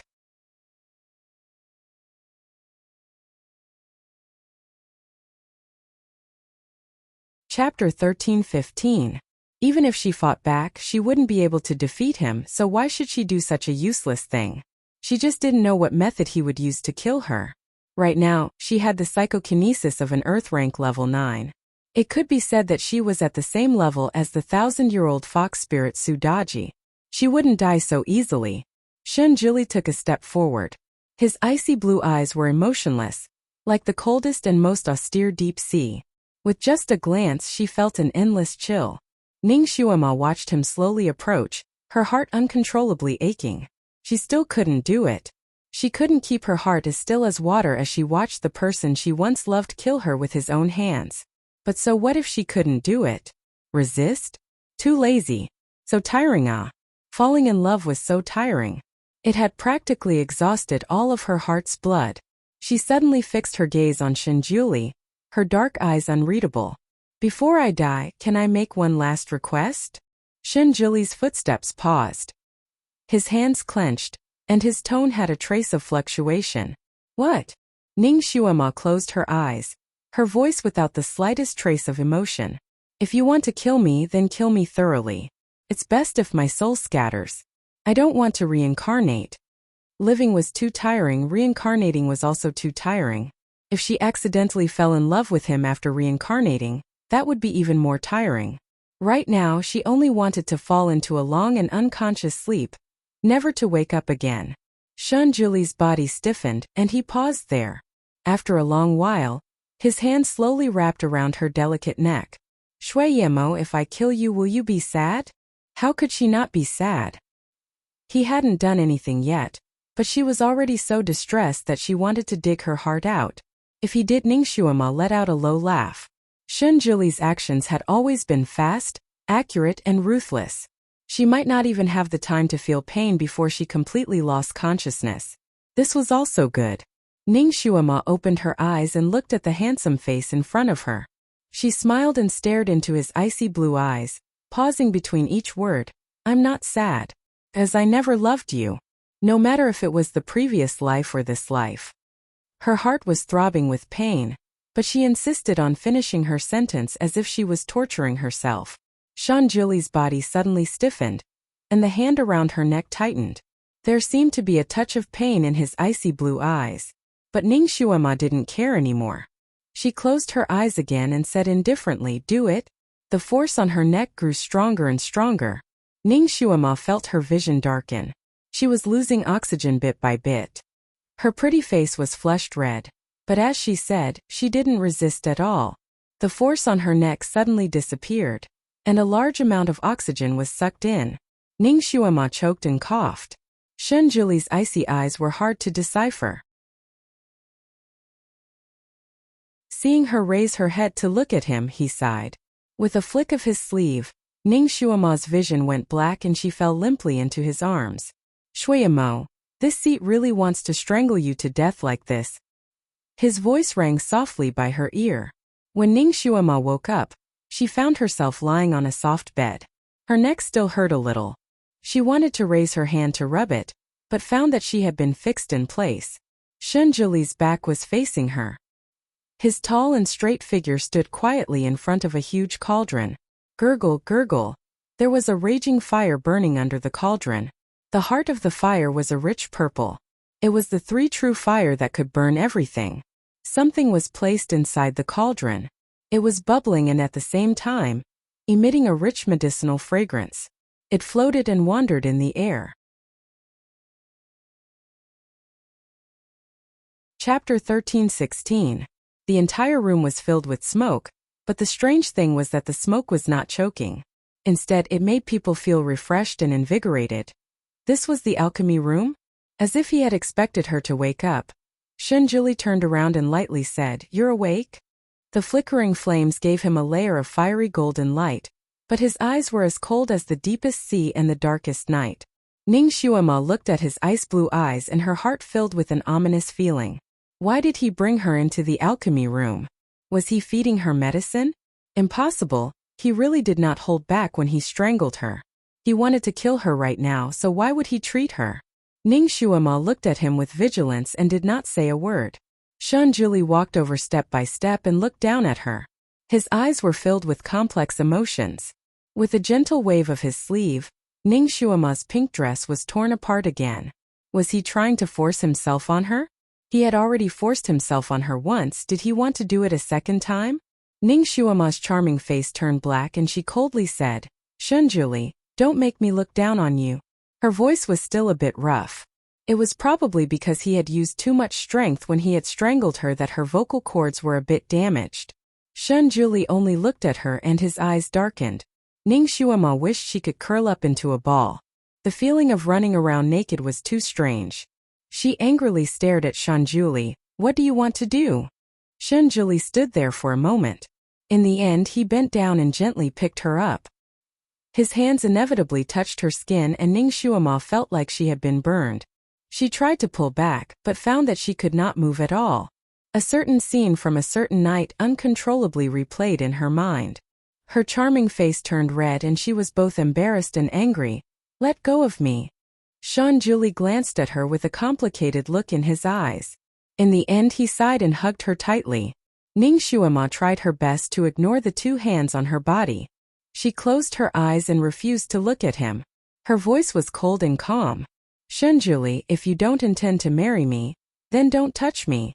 Her voice finally had a hint of sharpness in it. After pausing for a moment, Ningshuama opened her eyes and continued, "But that was in the past. Now, even if you want to marry me, it's impossible. So scram." Shunjuli glanced at her and didn't say anything. He carried her and walked step by step towards the big cauldron. The flickering flames reflected on his face, softening the outline of his face. Ning Shuama looked at the side of his face and then looked at the bronze cauldron in front of her. Suddenly, a frightening thought flashed through her mind. This thought made her hands and feet suddenly turn cold. She struggled desperately to open her acupoints. The big cauldron continued to grow in front of her. Ning Shuama's heart also became heavier and heavier. It was a bronze cauldron that was as tall as 2 people. There were simple and beautiful dragon and phoenix carvings on top of it. There were also some strange Sanskrit characters, strange flowers, strange plants, and strange beasts. The spiritual energy in the cauldron was very rich. She could tell at a glance that it was not an ordinary item. Normally, if Ning Shuama saw such a high-quality alchemy cauldron, she would definitely think of a way to collect it and refine pills. But at this time the uneasiness in her heart was too strong. Her heart was hanging high, as if something bad was about to happen. But she was powerless to do anything. She tried her best to open her acupoints. Countless spiritual energy crazily attacked her acupoints. Finally, the acupoints loosened a little.